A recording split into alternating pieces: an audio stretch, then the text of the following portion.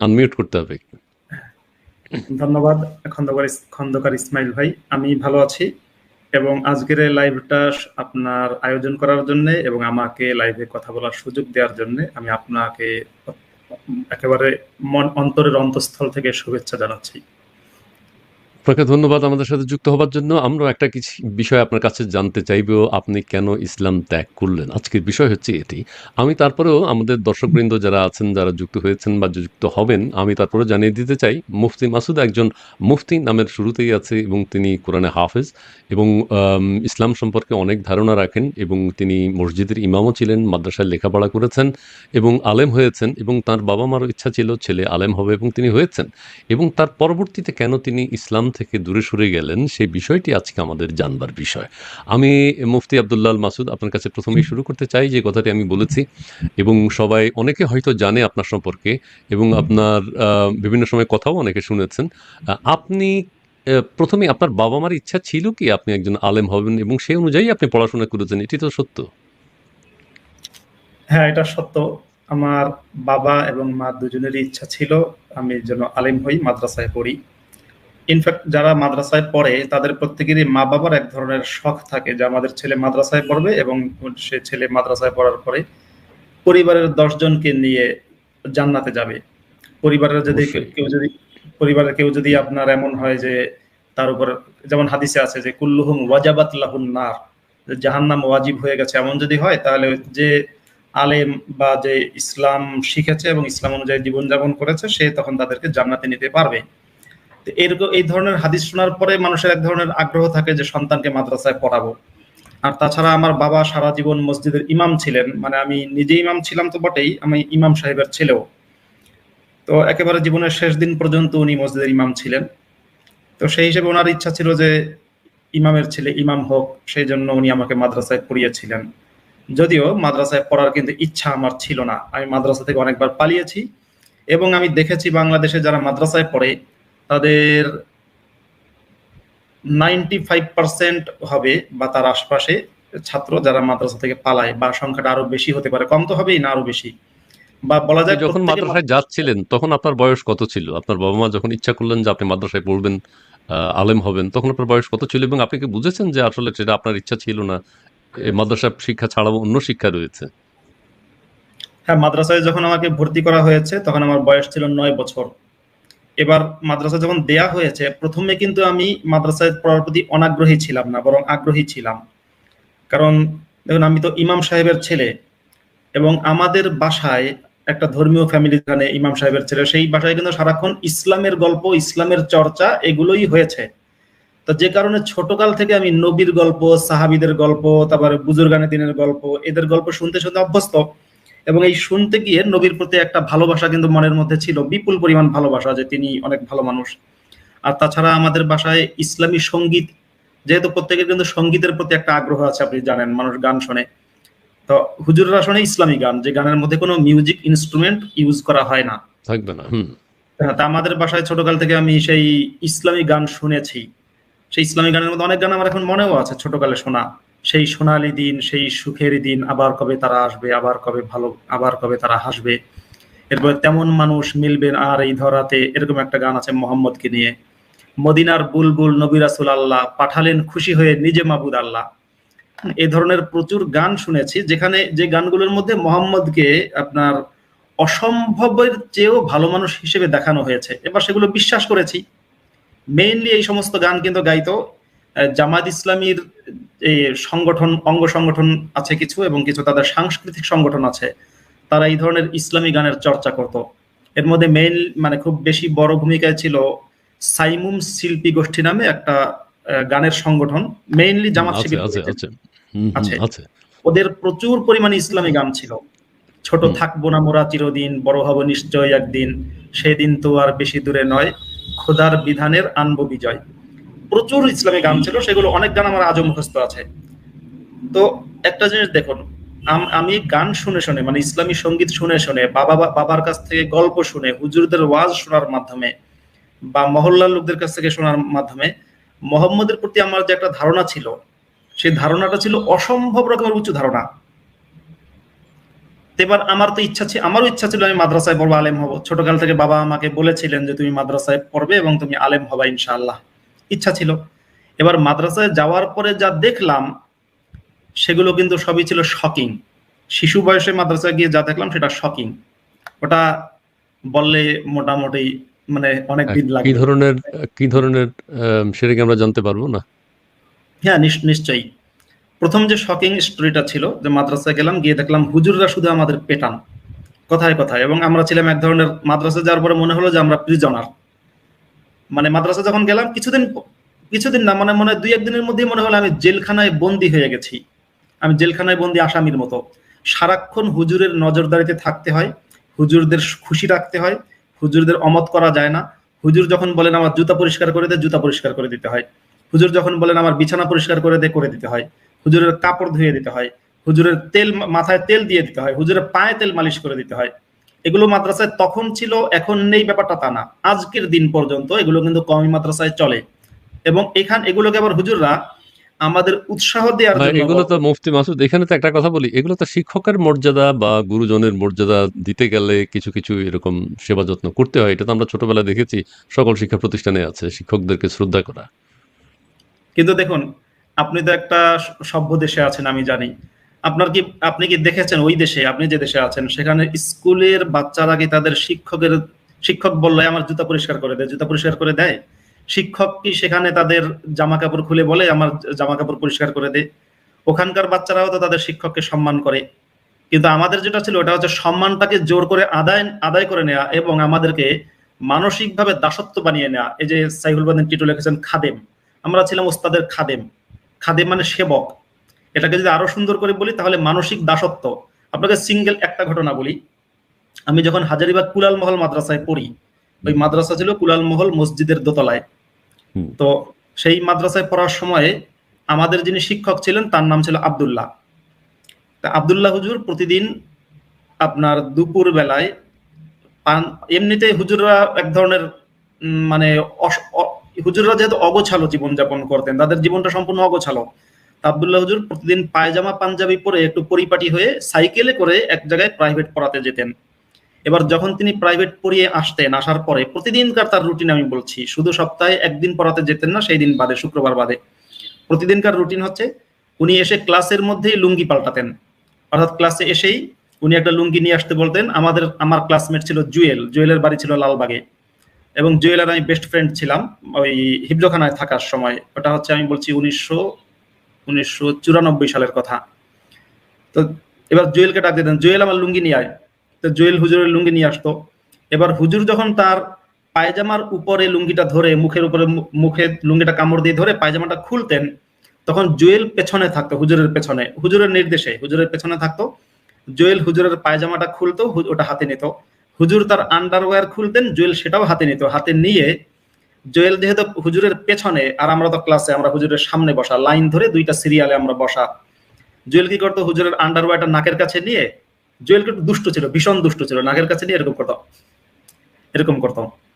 এই দৃশ্যটা দেখতাম আর আমরা মিটি মিটি হাসতাম। হুজুরের ভয়ে হাসতেও পারতাম না ঠিক মতো, কিন্তু হাসি আসতো। হুম। তো এই হুম। হচ্ছে আমাদের অবস্থা। এটা কি আর আপনি নিজে চোখে দেখেছেন? আপনি নিজে স্টুডেন্ট ছিলেন ওখানকার, তাই তো? আমি নিজে, হ্যাঁ, কুলাল মহল মাদ্রাসা স্টুডেন্ট ছিলাম। আমার ক্লাসমেট আপনার ইয়ে আমার ক্লাসমেট ছিল কামরুল ভাই, বয়সে আমার ডবলেরও বেশি তখন। উনি আমার আচ্ছা, ক্লাসমেট ছিলেন। মাদ্রাসা মাদ্রাসা শিক্ষা সম্পর্কে আমরা মাঝে মধ্যে পত্র-পত্রিকায় যেটা দেখি, মানে টিচারদের এবং স্টুডেন্টদের মধ্যে যে রিলেশন, মাঝে মধ্যে আইনশৃঙ্খলা বাহিনীও সেখানে হানা দেয়। এটা কি সত্যি? এটা কি আসলে ইসলামের পক্ষের একজন মানুষ এবং ইসলামী কায়দায় সবাইকে পড়াশোনা করছেন, প্রত্যেকের বাবা-মা তাদের ছেলেকে আলেম বানাতে চান, সেজন্য মাদ্রাসায় পাঠিয়ে থাকেন। এই ধরনের ন্যাক্কারজনক ঘটনা কি আসলেই ঘটে? এটা কি সত্য নাকি? এটা অনেকেই কিন্তু বিশ্বাস করে না। দেশের 90% বা 80% মানুষ কিন্তু এটা বিশ্বাস করে না। এটা একটা ষড়যন্ত্র তো হতে পারে। দেখুন, ষড়যন্ত্র তো আপনার, আমি যদি বলি ষড়যন্ত্র হয়েছে বা হচ্ছে উল্টাটা। মাদ্রাসায় যা কিছু ঘটছে, ওর ওর হয়তো আমার মনে হয় এখন হয়তো 5 থেকে 10% হয়তো এখন মিডিয়াতে আসছে। আর বাকি 95%, 90 থেকে 95% এখনো লুকিয়ে রাখা হচ্ছে। আমি নিজে মাদ্রাসায়, আমি অনেকগুলো মাদ্রাসায় পড়েছি। আমি যে কয়টা মাদ্রাসায় পড়েছি সেখানে যে কয়টা ধর্ষণের ঘটনা আমি দেখেছি, তার একটারও সেই সকল ধর্ষণের ঘটনা যদি একত্র করা হয় 100টার কাছাকাছি হবে, আমি ঘটনাগুলো জানি। ধর্ষণ বা এই যে মানে বড় ছাত্রের সাথে ছোট ছাত্রের এটা ওটা, এই যে শারীরিক সম্পর্ক, ছেলেদের সাথে ছেলেদের সম্পর্ক, যেটা মাদ্রাসায় দেখেছি, তার 100টার ঘটনা আমি জানি। 100টার মধ্যে একটা ঘটনাও পত্রিকায় নিউজ হয়নি। আমাদের শিক্ষকেরা যখন কোনো ছাত্রের সাথে এই কাজ করেছেন তখন থেকে বিদায় করে দেওয়া হয়েছে। যেমন আমি যে একটু আগে আব্দুল্লাহ হুজুরের নাম বললাম, আব্দুল্লাহ হুজুর আপনার মাদ্রাসার ছেলেদের ধর্ষণের অভিযোগে চাকরিচ্যুত হয়েছেন, এটা নিয়ে তো নিউজ হয়নি। আব্দুল্লাহ হুজুর যে চাকরিচ্যুত হয়েছেন সেটা ওই মাদ্রাসার একজন উপদেষ্টা ছিলেন হাফেজ বজলুর রহমান। উনি চকবাজারে শাহী মসজিদের ওখানে ওনার ছিল, টেইলার্স ছিল, বড় ধরনের টেইলার্স। হাফেজ বজলুর রহমানের বাড়ি হচ্ছে কুলালমহল এলাকার কাজিরবাগ মসজিদের থেকে পূর্ব দিকে, ওনার বাড়ি ঢাকায় ছিল। হাফেজ বজলুর রহমান যখন ওই আব্দুল্লাহ হুজুরকে চাকরিচ্যুত করলেন তখন শুধুমাত্র উনি জানলেন, আর কেউ কিন্তু উনি আর কমিটির 2-1 হয়তো জেনেছে, আর কেউ জানলো না। গোপনে চাকরিচ্যুত করা হলো। পরে উনি আমাদেরকে মাদ্রাসায় এসে বললেন যে ইসলামের বদনাম হবে, এই জন্য তোমরা এই ঘটনা কাউরে কইও না। তারপরে আরেকজন হুজুর আমাদের শিক্ষক হিসাবে এলেন, তিনিও ওই একই অভিযোগে চাকরিচ্যুত হলেন। সেখানেও কিন্তু আমাদের বলা হলো ইসলামের বদনাম হবে, এই জন্য তোমরা কাউরে কইও না। ইসলামের বদনাম হওয়ার ভয়ে এই যে লুকিয়ে রাখা হয়, আর যে বলা হচ্ছে যে এগুলো আপনার পত্রিকায় যে নিউজ হচ্ছে মিথ্যা, আরে পত্রিকায় নিউজ হচ্ছে অনেক কম। এবং প্রত্যেকটা ইসলামে বিশ্বাসী হুজুর, যে হুজুর ইসলামে অবিশ্বাসী এরকম হুজুরও কিছু আছে তারা বাদে, প্রত্যেকটা ইসলামী বিশ্বাসী হুজুর কিন্তু পটেনশিয়াল রেপিস্ট। তারা ধর্ষণ করে, এবং তারা ধর্ষণ করে শুধু এই জন্য না, তাদের সিস্টেমটাই এমন যে তাদের শিক্ষাটাই ধর্ষণের শিক্ষা। না, আপনি তো আলেম হয়েছেন, আপনি তো মাদ্রাসায় পড়াশোনা করেছেন, আপনি মসজিদের ইমাম ছিলেন, আপনি কি এইসব কাজ করেছেন কখনো? আপনি যেগুলো বলছেন অন্যদের কথা বলছেন, আপনার নিজের প্রসঙ্গে যদি আমরা আসতে চাই, এবং আপনি কি কখনো এসব কাজের সাথে জড়িত ছিলেন নাকি দেখেছেন সব? আমি সবই দেখেছি, আর আমি যদি এসব কাজের সাথে জড়িত হতাম তাহলে আমি ইসলাম ত্যাগ করতে পারতাম না। দেখবেন, আপনি একটা কথা বলি, অপরাধী চক্র বলতে একটা কথা আছে না, যে অপরাধী চক্র। এবার কোনো ব্যক্তি হয়তো অপরাধী দলের মধ্যে তাকে জোর করে ঢুকানো হয়েছে, ওই বেটা অপরাধী দলের মধ্যে থাকতে চায়নি, সেই বেটা হয়তো কোথাও তাকে বলা হয়েছে যাও অপারেশন করো, ওখানে গিয়ে তুমি ডাকাতি করো, ওই বেটা হয়তো ভয়ে ভয়ে গেছে, গিয়ে সে ডাকাতি করেনি, সে গুলি ছড়ে নেই, সে চক্রের মধ্যে ছিল, সে অপরাধটা করেনি। তা মাদ্রাসায় এক শিশুদেরকে অপরাধী হিসেবে তৈরি করা হয়। এবার যে শিশুরা অপরাধ করেনি, যেমন আমি বলছি না যে মাদ্রাসার আমি একটা কথা বলেছি, প্রত্যেকটা ইসলামে বিশ্বাসী হুজুর, কিন্তু যারা ইসলামে বিশ্বাস করে না সেই হুজুররা ধর্ষণ করেনি। আমি মাদ্রাসায় দেখেছি যে ছেলেগুলো সবচেয়ে বেশি ধর্ষক, সেই ছেলেগুলো সবচেয়ে বেশি তাহাজ্জুদের নামাজ পড়ে। আমি আমার লেখালেখিতে একটা কথা বারবার বলি যে তাহাজ্জুদ পড়া, এই যে তাহাজ্জুদের শব্দটা ইউজ করি, বলি যে হুজুররা ছাত্রদের সাথে তাহাজ্জুদ পড়ে, এর মানে হচ্ছে আমি বোঝাই যে মাদ্রাসায় আমি দেখেছি যে ছেলেগুলো প্রচন্ড ধার্মিক, মানে সিনেমা দেখে না, নাটক দেখে না, সারাক্ষণ আল্লাহ আল্লাহ করে, মুখে সারাক্ষণ সুবহানাল্লাহ মাশাআল্লাহ জিকির জারি আছে, হাতে তসবিহ আছে, পকেটে মেসওয়াক আছে, এই ছেলেগুলো ভয়ঙ্কর ধরনের রেপিস্ট। আমি তাদের নাম সহ বলতে পারবো, আমার ক্লাসমেটেরা তখন তাদেরকে চিনবে। আমার চেয়ে 1 ক্লাস সিনিয়র কামাল ভাই এরকম দরবেশ ছিল। এখন আমরা নাম জানতে চাই না। ঠিক আছে, এটা আইন আদালতের ব্যাপার এসে যাবে তখন। আপনাকে যেটি বলতে চাই যে আমরা মুফতি আব্দুল্লাহ মাসুদ, আপনি একটু আমাদের সাথে লাইনে থাকবেন। প্রিয় দর্শক, আমরা আমাদের আজকের অতিথি, আমাদের আজকের বিষয় হচ্ছে কেন ইসলাম ত্যাগ করলেন। তিনি হচ্ছেন মুফতি আব্দুল্লাহ মাসুদ। তার নামের আগেই মুফতি রয়েছে, এবং আমরা জানতে চাই কেন তিনি ইসলাম ত্যাগ করেছেন, এবং মাদ্রাসা শিক্ষার কথা কিছু আমরা জেনেছি। আপনারা যারা আমাদের সাথে যুক্ত আছেন তারা কাইন্ডলি একটু আমাদের লাইভটি শেয়ার করে দেবেন। আমি কিছু প্রাপ্তি স্বীকার করি একটু, আমরা রেডিওতে যেভাবে বলতাম আমরা প্রাপ্তি স্বীকার। মৃণাল ঢালি তিনি শুভেচ্ছা জানিয়েছেন। তারপরে হচ্ছে মৃণাল ঢালি, তিনি মুফতি মাসুদ একজন প্রিয় মানুষ তিনি বলছেন। এবং আমিন আনিম আহমদ তিনি শুভেচ্ছা এবং অভিনন্দন জানিয়েছেন। এবং সাইফুল বাতেন টিটো তিনি শুভকামনা জানিয়েছেন। এবং আরো রয়েছেন মাহমুদা খানম মিলি, তিনি সকলের দেখা উচিত এই কথাটি বলেছেন। ধন্যবাদ আপনাকে। বিল্লাল হোসাইন শুভকামনা জানিয়েছেন। মাহমুদা খানম মিলি, এমন কিছু অভিজ্ঞতা আমার জীবনেও আছে। আচ্ছা, সেটা কি ধরনের অভিজ্ঞতা আমরা কোনো একদিন জানতে চাইব। হুমায়রা হোসাইন, হানিয়া হোসেন শুভকামনা রইল, আপনাদেরকে অনেক শুভেচ্ছা। আর সাইফুল বাতেন টিটো বলেছেন খাদেম। আরেকটি হচ্ছে যে আমাদের সাইফুল বাতেন টিটু তিনি বলেছেন সকল শিক্ষা প্রতিষ্ঠানে কি শিক্ষকের শরীরে তেল মালিশ করতে হয়? আচ্ছা, এটা আপনার কাছে প্রশ্ন করেছেন, সকল শিক্ষা প্রতিষ্ঠানে তেল মালিশ করতে হয় না হয়তো।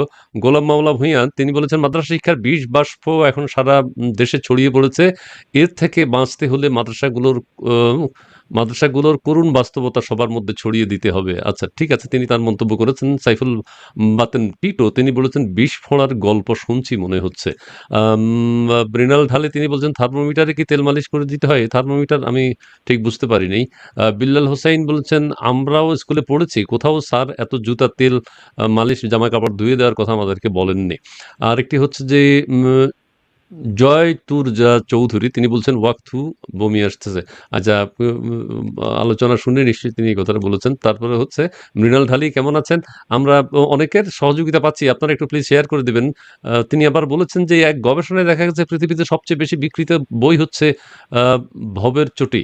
তাই খুশির এই খবর শোনা মাত্র আহ, বুঙ্গা বুঙ্গা এটা কি বলেছেন? আচ্ছা, অনেকেই আমাদেরকে বলছেন। সাইফুল বাতেন টিটো তিনি বলছেন মাদ্রাসা শিশুদের ধর্ষণের পর হত্যা করা হয়। বাংলাদেশে মাসে গড়ে 2টি শিশুকে হত্যা করা হয়। আমার কাছে সকল তথ্য রয়েছে। আচ্ছা, এই কথাটি যে বলছেন, এই কথাটিকে আপনি কিভাবে দেখেন? এই যে সাইফুল বাতেন টিটু বলেছেন যে মাদ্রাসায় হত্যা করা হয় প্রতি মাসে অন্তত 2টি গড়ে। এই কথা, এটা সত্যতা কতটুকু? এখন তিনি বলতে পারবেন না, আপনিও কিছু আঁচ করতে পারেন। দেখুন, সাইফুল বাদেন টিটো যেটা বলেছেন এটা একেবারেই সত্য কথা। মাদ্রাসায় সম্ভবত আরো বেশি হত্যা করা হয়, হয়তো ইসলামের বদনামের ভয়ে কিছু লুকানো হতে পারে। আর আমাদের সময়ে, মানে আমি যখন মাদ্রাসায় পড়েছি সে সময় কিন্তু মাদ্রাসা সম্পর্কে কোনো নেগেটিভ নিউজ পত্রিকায় আসতো না। এখন আসছে, কম হোক যদিও, যেটা বললাম যে যেটা আসছে সেটা কিন্তু বাস্তবের তুলনায় অনেক কম। কিন্তু আমার সময় কোনো নিউজই হতো না মাদ্রাসা নিয়ে। কারণ একটা তখন নিয়ম ছিল, ওই যে ইসলামের ছবি তোলা ভিডিও করা হারাম, এটা কিন্তু মাদ্রাসায় তখন কঠিনভাবে পালন করা হতো। আপনি হয়তো জানেন যে আগের যুগের এটা যে আমি হুজুর, জানি, এটা আমি জানি। এবং ছবি তোলা এবং টেলিভিশনে ছবি দেখানো, নিজের ছবি দেখা, এটাও তো হারাম। এটা আমরা জেনেই বড় হয়েছি, কিন্তু এখন সেটি আবার দেখতে পাচ্ছি না। আপনি কি বলতে পারবেন কেন এখন ছবি তোলা হচ্ছে, কেন বা ছবি তোলা হারাম ছিল?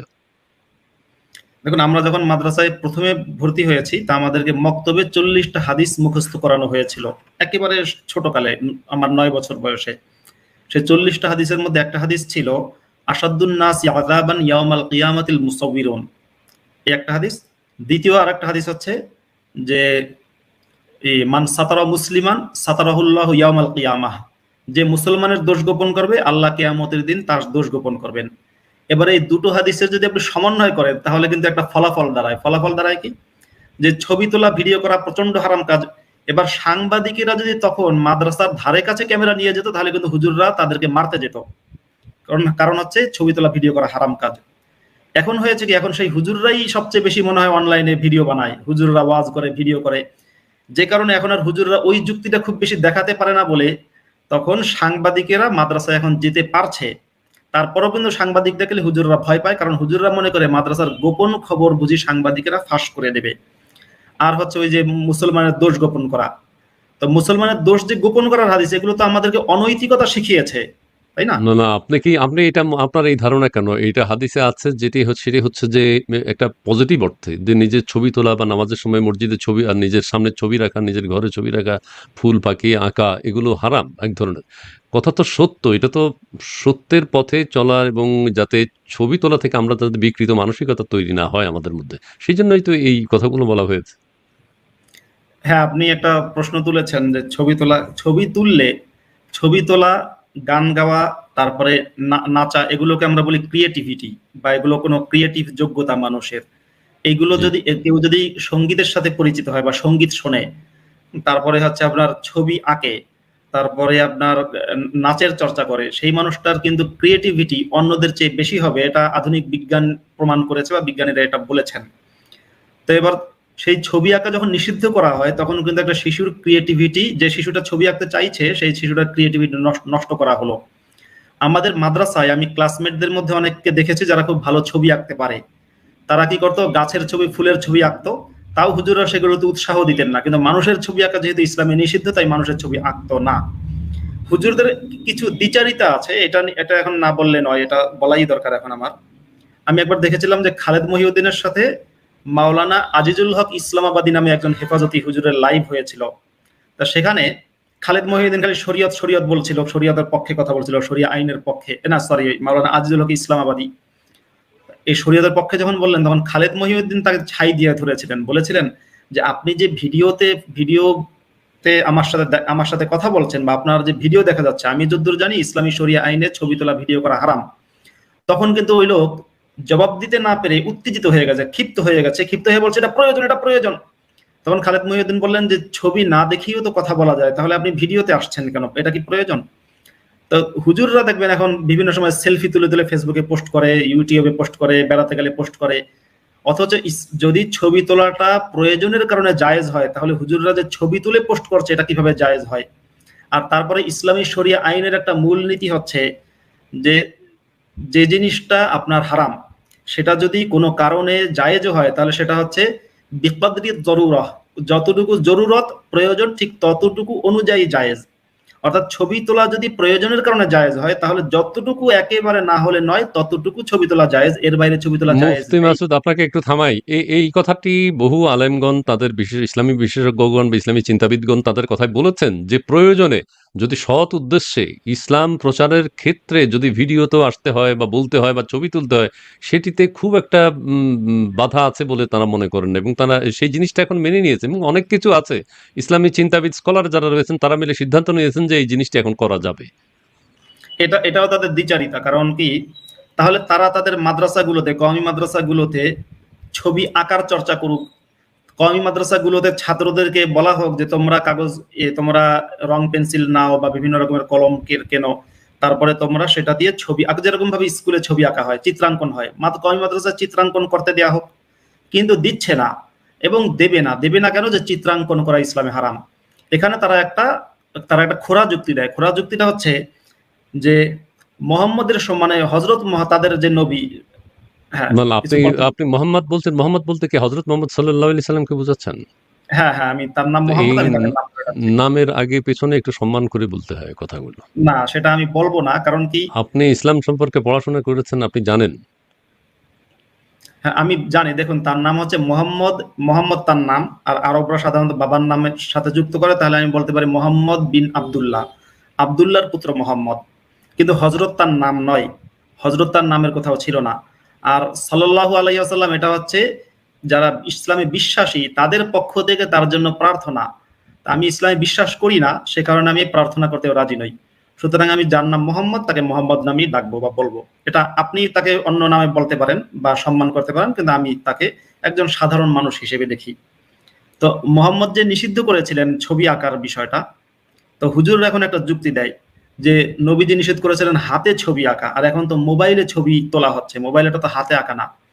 কিন্তু হুজুরদের এই যুক্তি মোটেই যে ধোপে টেকে না, একেবারেই ধোপে টেকে না। কারণ কি, তৎকালীন সময়ে, মোহাম্মদের সময় ছিল অ্যানালগ পদ্ধতি, অর্থাৎ মানুষ ছবি আঁকতো হাতে, আপনার কোনো মেশিন ছিল না। এখন যে ক্যামেরাগুলো এসছে, আমরা যে ক্যামেরা ফোন ব্যবহার করি, ক্যামেরা এখন কি করছে, ক্যামেরা এখন দ্রুত ছবি তুলছে। জাস্ট পার্থক্য এতটুকু, ক্যামেরা ছবিটা আঁকছে ঠিকই।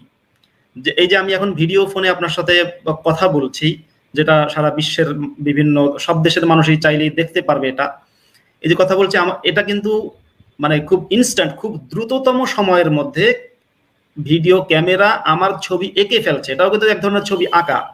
তাহলে একটা হচ্ছে মেশিন করছে, আর একটা হচ্ছে হাতে করা। এবার মেশিন খুব দ্রুত করে, হাত খুব স্লো করে। এবার হুজুরদের আর একটা কথা আমি বলি, যদি এমন হয় যে ছবি হাতে আঁকা জায়েজ হয়, আর এই মেশিন ছবি আঁকলে সেটা না, না ছবি হাতে আঁকা হারাম হয়, আর মেশিনের ছবি আঁকা যদি জায়েজ হয়, তাহলে পৃথিবীতে কোনো মদ, আর এই যুগে কোনো মদ আর হারাম থাকে না। কারণ মোহাম্মদের সময়ে মদ তৈরি করা হতো হাতে, আর এখন কিন্তু ফ্যাক্টরিতে মদ মেশিনে তৈরি হয়। কোনো কিছু যদি মেশিনে তৈরি হলে জায়েজ হয়ে যায়, তাহলে মদ কিন্তু আর হারাম থাকে না। আর জনাব একটা মুফতি পয়েন্ট, মাসুদ, আপনাকে একটু থামিয়ে দেই। আমাদের এনায়েতুল্লাহ আব্বাসী সাহেব একটা কথা বলেছেন যে মদের সাথে যদি একটু সামান্য লবণ মিশানো হয় তাহলে এটা শিরকা হয়ে যায়। সো আপনি এইটা নিয়ে এখানে হারাম হালাল হালাল, তারপরেও হারাম হালাল নিয়ে অনেকে কথা বলে, মদ হারাম, কিন্তু আব্বাসী সাহেবের কথাটা ভাইরাল হয়েছে এবং তিনি অনেস্টলি বলেছেন যে মদ তো আর মদ থাকে না, মদের মধ্যে যদি একটু লবণ মিশানো হয় এটা শিরকা। সো শিরকা খাওয়া কোনো অপরাধের কিছু না, পাপেরও কিছু না। তাহলে আমি আব্বাসী সাহেবকে অনুরোধ করব, আব্বাসী সাহেব যেন আগামীকাল থেকে একটা আন্দোলনের ডাক দেন দেশব্যাপী। সেই আন্দোলনটা হচ্ছে বাংলাদেশের প্রত্যেকটা পাড়ায় মহল্লায়, মানে আব্বাসী নিজেই দাবি করবেন বাংলাদেশের প্রত্যেকটা পাড়ায় মহল্লায় মদের দোকান তৈরি করা হোক, এবং প্রত্যেক বোতল মদের সাথে বাধ্যতামূলক লবণ দেয়া হোক। অর্থাৎ ধরুন কোনো ব্যক্তি দোকানে গিয়ে কিনবে, উনি একটা মদ কিনবে, দোকানদার ওনাকে মদের বোতল দেবে, সাথে একটা প্যাকেটে করে একটু লবণ দেবে, এবং দোকানদার বলে দেবে যে আপনি কিন্তু লবণটা মিশিয়ে খাবেন, তাহলে সিরকা হয়ে যাবে। শিরকা হয়ে যাবে, শিরকা হয়ে যাবে। হ্যাঁ, শিরকা হয়ে গেলে তার কোনো অপরাধ না। মুফতি মাসুদ, আপনাকে একটু থামাই, আমরা অন্য প্রসঙ্গে আসবো। আমরা 40 সেকেন্ডের একটা বিরতি নিচ্ছি এবং বিরতির পরেই আপনাদের সাথে আবার ফিরবো। প্রিয় দর্শক, আপনারা যারা দেখছেন, আপনারা লাইভটি একটু শেয়ার করে দেবেন। আমাদের আজকের অতিথি মুফতি আব্দুল্লাহ আল মাসুদ, এবং তার সাথে আমরা কথা বলবো বিভিন্ন বিষয় নিয়ে। দেশে বিদেশে যারা দেখছেন তারা একটু প্লিজ শেয়ার করে দেবেন। আমাদের সঙ্গেই থাকুন। 40 সেকেন্ডের একটা বিরতি। সাকো সিকিউরিটিজ লিমিটেড, বিও অ্যাকাউন্ট খোলা এবং শেয়ার ক্রয় বিক্রয়ের ক্ষেত্রে ন্যূনতম চার্জ, হোম সার্ভিস সহ এক্সক্লুসিভ গ্রাহকদের জন্য বিশেষ সুবিধা, ট্রেডিং প্রক্রিয়া বড় পর্দায় প্রদর্শন, নতুন পদ্ধতিতে আইপিও আবেদনের সুবিধা, ডিপি সার্ভিস, আধুনিক পরিবেশে শেয়ার ক্রয় বিক্রয়, সহজ সেল বাই কমিশন, প্রতিদিনের পোর্টফোলিও ইমেইলের মাধ্যমে প্রেরণ সহ মহিলা বিনিয়োগকারীদের জন্য ট্রেডিং এর সুব্যবস্থা। শেয়ার বাজারে বিনিয়োগ ঝুঁকিপূর্ণ, জেনে ও বুঝে বিনিয়োগ করুন। সাকো সিকিউরিটিজ লিমিটেড, 8 পান্থপথ, ঢাকা। ধন্যবাদ আমাদের সঙ্গে থাকার জন্য। আমাদের মুন্না, তোমাকে আমি একটা কথা বলতে চাই যে আমাদের যে সম্মানিত দর্শকবৃন্দ কমেন্টস করবেন, আমি যদি নাও পড়তে পারি সেই কমেন্টসগুলো তুমি স্ক্রিনে একটু দেখাবে। আরেকটি হচ্ছে মুফতি আব্দুল্লাহ মাসুদ, আপনি ইসলাম ত্যাগ করেছেন, আপনার নামের আগে এখনো মুফতি আপনি রেখেছেন। এই প্রসঙ্গে আমরা পরে আসবো, কিন্তু সারা পৃথিবীতে এই যে 180 কোটি বা 200 কোটি মুসলমান ইসলাম ধর্মে যারা বিশ্বাস করেন, মহানবী হজরত মোহাম্মদ সাল্লাল্লাহু আলাইহি সাল্লাম এবং মহান আল্লাহর প্রতি যাদের বিশ্বাস রয়েছে, তাদের সংখ্যা কিন্তু নিতান্তই কম নয়, এবং ইসলামের আগমনের সংখ্যা কিন্তু সারা পৃথিবীতেই বাড়ছে। আমরা সেটা শুনতে পাই। আমাদের মাওলানা আজহারি, মিজানুর রহমান আজহারি সাহেব বিভিন্ন সময় কথাটা বলেন, এবং সেই বক্তব্য আপনি যদি প্রমাণ সহ শুনতে চান, আমরা একটু এখন আপনাকে শোনাতে পারি ইসলাম ধর্ম কারা কারা গ্রহণ করছেন, এবং আমি সামান্য কিছু আপনাকে এখন শোনাবো। এবং সারা পৃথিবীতে এইভাবে দলে দলে ইসলামের পক্ষে লোকজন আসছে। আমি সেই প্রসঙ্গে আপনার কাছে যাব। আমরা যদি এখন দেখতে চাই আজহারি সাহেবের বক্তব্য, ইসলামের পক্ষে যারা আসছেন, এবং আমরা সবাই জানি।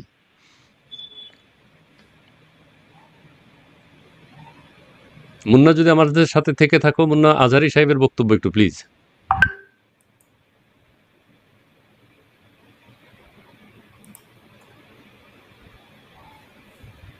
মুন্না,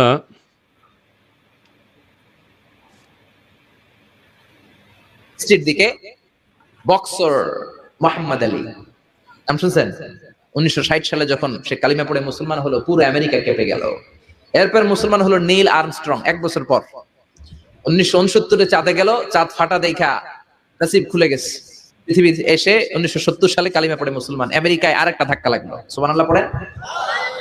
এরপরে মুসলমান হলো ডক্টর মরিস বুকাইলি, পুরো ইউরোপ কেঁপে গেল, কারণ উনি ফ্রান্সের সার্জন ছিল, পুরো ইউরোপটা কেঁপে গেল। এভাবে মুসলমান হতে শুরু করলো গোটা বিশ্বের সেলিব্রিটিরা। এই যে মুফতি আব্দুল্লাহ মাসুদ, আপনি কি আমাকে শুনতে পেয়েছেন? এবং আপনি মাওলানা মিজানুর রহমান আজহারি সাহেবের বক্তব্যটা শুনেছেন? এটা হচ্ছে সামান্য কয়তো, তিনি কয়েকজনের নাম বলেছেন, কিন্তু আমরা পুরোটা এখানে শো করিনি। কিন্তু এইভাবে তারপরেও বিভিন্ন ওয়াজ মাহফিলে আমরা যখন দেখি, বাংলাদেশে বিশেষ করে নানান শ্রেণীর অন্য ধর্মের যারা আছেন, তারা ইসলামের পতাকা তোলা আশ্রয় নিচ্ছেন। এই বিষয়টিকে আপনি কিভাবে দেখেন? এবং চাঁদ ফাটা দেখেছে, আমাদের হাদিস শরীফে আছে যে হুজুর পাক সাল্লাল্লাহু আলাইহি সাল্লাম যে চাঁদ ফাটিয়েছেন, চাঁদের 2 ভাগ করেছেন, সেই 2 ভাগ দেখেই তিনি কিন্তু মুসলমান হয়ে গেছেন। এই ব্যাপারে আপনার বক্তব্য কি হতে পারে? ইসলামের বা ইসলামপন্থী যারা, তাদের ইসলামকে বাঁচিয়ে রাখার জন্য দুটো অস্ত্র তারা সবচেয়ে বেশি ব্যবহার করে এই যুগে এসে, বর্তমান সময়ে। প্রথম অস্ত্রের নাম হচ্ছে মিথ্যাচার, আর দ্বিতীয় অস্ত্রের নাম হচ্ছে আপনার সন্ত্রাস। মিথ্যাচার এবং সন্ত্রাসের মাধ্যমে তারা ইসলামটাকে টিকিয়ে রেখেছে। কারণ এই যে মিজানুর রহমান আজহারি প্রথম যে কথাটা বললেন যে মোহাম্মদ আলী ইসলাম গ্রহণ করেছেন, এটা ঠিক, কিন্তু তারপরে যেটা বললেন নীল আর্মস্ট্রং ইসলাম গ্রহণ করেছেন, এর সপক্ষে একটাও প্রমাণ নেই। কেবলমাত্র আপনার পাকিস্তান, মালয়েশিয়া আর বাংলাদেশের কিছু পত্রপত্রিকায় লিখেছে ওই ইসলাম গ্রহণ করেছে, ওই পর্যন্ত। কিন্তু কোনো প্রমাণ নেই। নীল আর্মস্ট্রং যদি ইসলাম গ্রহণ করেন, তার নীল আর্মস্ট্রং খুব বেশি বছর আগে মারা যাননি। নীল আর্মস্ট্রং এর কোনো স্টেটমেন্ট আছে কিনা, তার কোনো ভিডিও বক্তব্য আছে কিনা, নেই। কিন্তু মোহাম্মদ আলী কিন্তু নীল আর্মস্ট্রং এর সমসাময়িক বা তার চেয়েও বয়সে হয়তো একটু কম বেশি, যাই হোক কাছাকাছি বয়সের। মোহাম্মদ আলীর কিন্তু বক্তব্য আছে, তিনি ইসলাম গ্রহণ করেছেন বা এটা নিয়ে টিভি সাক্ষাৎকার আছে। কিন্তু আমি বলছি এই যে সত্যের সাথে মিথ্যা মিশিয়ে ফেললো। তারপরে হুজুররা আর একটা কথা বলে যে মাইকেল জ্যাকসন নাকি ইসলাম গ্রহণ করেছেন, এটাও মিথ্যা কথা। তারা বলছেন যে সুনিতা উইলিয়ামস নাকি ইসলাম গ্রহণ করেছেন, এটা মিথ্যা কথা। এখন পুরো ফ্রান্সের মধ্যে পুরো ফ্রান্সের এত কোটি মানুষের মধ্যে একজন মরিস বুকাইলি যদি ইসলাম গ্রহণ করেন, যদিও মরিস বুকাইলি ইসলাম গ্রহণ করেছেন সেটা কিন্তু প্রমাণ পাওয়া যায়নি, কিন্তু যদি ধরলাম যে উনি ইসলাম গ্রহণ করেছেন, হ্যাঁ, আমি সরাসরি মরিস বুকাইলি ইসলাম গ্রহণ করেছেন এটাকে আমি রিফিউজ করতে পারছি না, কারণ এর সপক্ষে আমার কাছে প্রমাণ নেই। কিন্তু নীল আর্মস্ট্রং ইসলাম গ্রহণ করেছেন এটা মিথ্যা কথা, তার সপক্ষে প্রমাণ আছে। এটা ভয়ঙ্কর মিথ্যা কথা। তারপরে যে তিনি বলছেন যে চাঁদ 2 ভাগ দেখেছেন, চাঁদ 2 ভাগ সম্পর্কে আপনার কোনো বক্তব্য আছে? চাঁদ 2 ভাগ যে দেখেছে নীল আর্মস্ট্রং, এটা নীল আর্মস্ট্রং কি কোথাও কোনো বক্তব্যে বলেছেন যে আমি চাঁদ 2 খণ্ডিত দেখেছি? একটা বক্তব্য নেই, নীল আর্মস্ট্রং এর কোনো লেখা নেই, কোনো ভিডিও বক্তব্য নেই, কোনো অডিও নেই, কোথাও নীল আর্মস্ট্রং কিন্তু দাবি করেননি। এমনকি নীল আর্মস্ট্রং আমেরিকার যে মহাকাশ সংস্থার অধীনে তিনি যে চাঁদে গেছিলেন, সেই মহাকাশ সংস্থার কেউ কি কোনোদিন বলেছে চাঁদে তারা ফাটল দেখেছে? কেউ কিন্তু বলেনি। এবার চাঁদে কি ফাটল নেই? চাঁদে ফাটল আছে, পৃথিবীতেও থাকতে পারে, পৃথিবীতেও তো ফাটল আছে, পৃথিবীতে ফাটল আছে কিনা। কিন্তু যে ফাটলটা বলা হয় যে পুরো চাঁদ পুরোটা ভাগ হয়ে আবার পরে জোড়া লেগেছে সেই ফাটল, এটা হুজুরদের জাস্ট মিথ্যাচার। নীল আর্মস্ট্রং ইসলাম গ্রহণ করেননি, এটা হুজুরদের মানে ইসলাম গ্রহণ করেননি, এবং এই যে ওর ইসলাম গ্রহণ করার কাহিনী বানিয়ে বলে, এটা মিথ্যাচার। আর তারপরে আর একটা কথা আছে আমার, যে এই যে ধরুন নীল আর্মস্ট্রং তো উনি তো ইসলাম গ্রহণ করেননি, কিন্তু মোহাম্মদ আলী ইসলাম গ্রহণ করেছেন, বা আরো কেউ কেউ যেমন ইউসুফ চেম্বার নামে একজন ইসলাম গ্রহণ করেছেন। ওকে, আমি মেনে নিলাম যে ইসলাম গ্রহণ অনেক মানুষই করে, কিন্তু ইসলাম ত্যাগ করছে তার চেয়ে অনেক বহুগুণ বেশি মানুষ। এই যে ধরুন আজকে বাংলাদেশের লক্ষ লক্ষ মানুষ ইসলাম ত্যাগ করেছে, আমি ইসলাম ত্যাগ করেছি, কই হুজুররা কি আমার নাম নিয়ে ওয়াজের মধ্যে বলে যে আলহামদুলিল্লাহ মাশাআল্লাহ আমাদের এক ভাই আব্দুল্লাহ আল মাসুদ উনি ইসলাম ত্যাগ করেছেন, উনি নাস্তিক হয়ে গেছেন? কই হুজুররা তো সেটা বলে না। আর আচ্ছা, মুফতি আব্দুল্লাহ আল মাসুদ, আপনাকে ঠিক আছে, আমরা এই প্রসঙ্গ থেকে চেঞ্জ করি। আপনার নামের শুরুতে মুফতি, একজন মুফতি হিসেবে আপনি ইসলাম ত্যাগ করেছেন, আপনি বলছেন ইসলাম ত্যাগ করেছেন, আপনি মুফতি শব্দটা এখনো কেন ইউজ করেন? দেখুন, মুফতি আমি হচ্ছি হাফেজ মাওলানা মুফতি, এই তিনটাই হচ্ছে আমার একাডেমিক সার্টিফিকেট। ধরুন আমি যদি ডাক্তার হতাম, এবার আমি ইসলাম ত্যাগ করেছি, তাহলে কি আমি ডাক্তার নামটা লিখতে পারবো না আমার নামের শুরুতে? আমি যদি অ্যাডভোকেট হতাম, ইসলাম ত্যাগ করেছি, আমার কি অ্যাডভোকেটের সার্টিফিকেট বাতিল হয়ে যাবে? যাবে না। আমি কোরআন মুখস্থ করেছি সেই হিসাবে হাফেজ, এখন আমি নিজেকে হাফিজ দাবি করতে পারি, কোরআনটা এখনো আমার মুখস্থ। আমি মাওলানা, আমি নিজেকে মাওলানা দাবি করতে পারি। আমি মুফতি, সুতরাং নিজেকে মুফতি দাবি করতে পারি। এটা একাডেমিক সার্টিফিকেট, ওটা বিশ্বাসের সার্টিফিকেট। একাডেমিক সার্টিফিকেট, ঠিক আছে। আপনি কি এখন বাংলাদেশে আছেন? না, বাংলাদেশে নেই, আমি বাংলাদেশের বাইরে কোথাও আছি। আমি বাংলাদেশের বাইরে কোথাও? আপনি দেশ ছেড়েছেন কেন? আপনি ঢাকায় বাংলাদেশে থাকতে আপনার অসুবিধা কি ছিল? কেউ কি আপনাকে হুমকি দিয়েছে, বা আপনার নিজের কথা বলতে পারছেন না, এরকম কোনো বাধ্যবাধকতা ছিল আপনার, নিষেধাজ্ঞা ছিল আপনার? আপনি তখন একটা কথা বলছিলেন কিছুক্ষণ আগে যে পৃথিবীতে প্রচুর মানুষ তো ইসলাম পালন করে, কোটি কোটি মানুষ ইসলাম পালন করে। এক্ষেত্রে এই বক্তব্যটাকে আমি খণ্ডন করব কোরআনের আয়াত দিয়ে। কোরআনের মধ্যেই ইসলামের যে আল্লাহ আছেন তিনি বলেছেন, ওয়া ইন তুতি আকসারা মান ফিল আরদি ইউদিল্লুকা আন সাবিলিল্লাহ ইন ইয়াত্তাবিউনা ইল্লা যান্না ওয়া ইনহুম ইল্লা ইয়াখরুসুন। তুমি যদি পৃথিবীর বেশিরভাগ লোকের আনুগত্য করো, তাহলে তারা তোমাকে আল্লাহর পথ থেকে পথভ্রষ্ট করবে, আল্লাহর পথ থেকে সরিয়ে নেবে।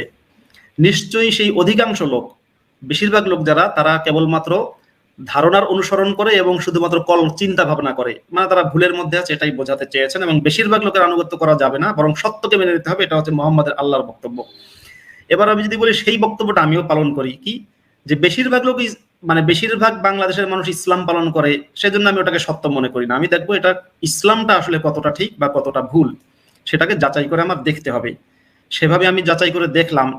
এবার আমার সাথে না, ইনফ্যাক্ট বাংলাদেশের বেশিরভাগ মানুষের সাথে বা পৃথিবীর বেশিরভাগ মুসলিমের সাথে যে ধোঁকাবাজিটা হয়, সেই ধোঁকাবাজিটা হচ্ছে তাদেরকে মোহাম্মদ সম্পর্কে একরকম বলা হয়, পরবর্তীতে তারা মোহাম্মদকে আরেক রকম পায়। যেমন আমি যে মোহাম্মদকে চিনেছি, ছোটকাল থেকে শুনতাম উনি এতিমকে ভালোবাসতেন, বাচ্চাদেরকে কোলে নিতেন, শিশুদেরকে আদর করতেন, তারপর আছে কাউকে কোনো গরিব দেখলে তার পাশে দাঁড়াতেন, নারীদেরকে সম্মান করতেন, নারীদেরকে কুদৃষ্টি দিতেন না, কাউকে চড় মারতেন না। আমরা ছোটবেলা পড়েছি, এবং সারা বাংলাদেশের এবং মুসলিম সমাজ সারা পৃথিবীতে যারা আছেন প্রত্যেকেই কিন্তু কথাগুলো জানেন। হ্যাঁ, এটা তো বিশ্বাসের ব্যাপার। এখন আপনি বিশ্বাস তো করবেন, কিন্তু আপনি বিশ্বাস তো তাই করবেন যা, আপনি একজন ব্যক্তি যদি মুসলিম হয়, তাহলে সে কোরআনে এবং হাদিসে যা লেখা আছে সেটাকে, সেই ঐতিহাসিক বিষয়টাকে সে বিশ্বাস করুক। যেমন আমিও বিশ্বাস করি যে মোহাম্মদ বনু কুরাইজার লোকদেরকে হত্যা করেছিলেন, গণহত্যা করেছিলেন। কেন বিশ্বাস করি? এটা কোরআনে এবং হাদিসে লেখা আছে। আমি বিশ্বাস করি, আমি অবশ্য বিশ্বাস বলি না, আমি তথ্যটা জানি। আমি এই তথ্য জানি যে মোহাম্মদ 9 বছর বয়সের একটা শিশুকে প্রথমে 6 বছর বয়সে বিয়ে করেছিলেন, পরে 9 বছর বয়সে তাকে বিছানায় নিয়েছিলেন, আর সেই সময় মোহাম্মদের বয়স 54 বছর। আমি এই তথ্যটা জানি। আমি জানি মোহাম্মদ বনু কুরাইজার লোকদের উপরে যখন অ্যাটাক করেছেন এবং তাদের পুরুষদেরকে হত্যা করেছেন, তখন সেই বনু কুরাইজা সেখানকার যে গোত্রপতির মেয়ে, যে অর্থাৎ আপনার তার নাম সাফিয়া, সেই সাফিয়াকে তিনি জোর করে নিজের বিছানায় নিয়েছিলেন। এখন একজন মুসলমান যদি সে ইসলামে বিশ্বাস করে, তাহলে সে কোরআন হাদিস থেকে এই ঘটনাগুলো তার জানা উচিত। একজন মুসলমান সে বসে বসে সিনেমা দেখবে, আর সিনেমা দেখার পরে শুক্রবারে মাথায় একটা টুপি দিয়ে মসজিদে যাবে, মসজিদে গিয়ে বলবে আল্লাহু আকবার আল্লাহু আকবার। এটা তো মুসলমান হতে পারে না। হ্যাঁ, এটা তো কথা আছে ভাই, তুমি যত পাপী করো, তুমি খুন করো, রেপিস্ট হও, তুমি যা ইচ্ছা তাই করো, কালোবাজারি করো, কিন্তু নামাজ পড়তে হবে। আপনি এটা তো অস্বীকার করার কোনো উপায় নেই। নামাজ পড়া, নামাজটা তো সবার আগে, নামাজ পড়তে হবে, এবং তাহলে তিনি মুসলমান। না, নামাজ পড়তে হবে। নামাজের যদি কোনো মাধ্যমে হয়তো তার জীবনে একটা পরিবর্তন আসতে পারে।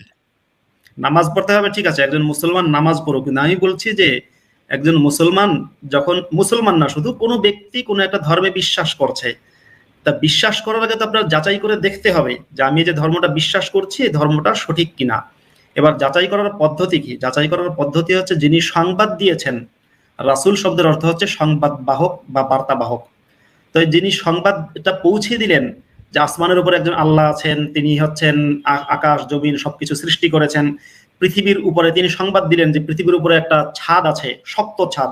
ওয়া জাআলনাস সামাআ সাকফাম মাহফুযা, সূরা আম্বিয়ার মধ্যে আছে যে পৃথিবীর একটা শক্ত ছাদ আছে, সেই ছাদের ওখানে পানি জমা থাকে, খুবই শক্ত ছাদ, সেটা ফুটো হয় না, গুলি করলে সেটা ফাটবে না। সেই শক্ত ছাদের উপরে হচ্ছে পানি জমা থাকে, সেখান থেকে আপনার বৃষ্টি বর্ষিত হয়, যেটা কোরআনে আছে, আনজালনা মিনাস সামাই মাআম বিকাদারিন, যে আমি সেই সামা থেকে মানে আকাশ থেকে বৃষ্টি বর্ষণ করি। তাহলে এই যে ছাদ, সেই ছাদের উপরে বৃষ্টি পানি জমা আছে, সেখান থেকে আল্লাহ বৃষ্টি পাঠায়। এই যে ইনফরমেশন গুলো উনি দিলেন, তারপরে উনি আমাদেরকে তথ্য দিলেন, মোহাম্মদ আমাদেরকে জানালেন যে আলা ইন্নাল কলবা হাহুনা, তিনি বললেন মানুষের অন্তর বা মন সেটা হচ্ছে এখানে, মানে চিন্তা শক্তি আমরা যেটাকে এখন মস্তিষ্ক বলি, সেটা এইখানে বুকে। এরকম ভাবে তিনি ইনফরমেশন দিলেন। তিনি ইনফরমেশন দিলেন আমাদেরকে যে মাছির এক ডানার মধ্যে রয়েছে জীবাণু, আর একটা ডানার মধ্যে রয়েছে সেই জীবাণুর প্রতিষেধক। তিনি এবং তিনি বলেন মানুষের পিঠের মেরুদণ্ডের হাড়ের মধ্যে রয়েছে বীর্য, রয়েছে মেরুদণ্ডের হাড়ের মধ্যে নাকি বীর্য জমা থাকে। অনেক বৈজ্ঞানিক ইনফরমেশন তিনি আমাদেরকে দিয়েছেন, এবং অনেক আকাশের পৃথিবীর সৃষ্টি, পৃথিবীর আদি অন্ত।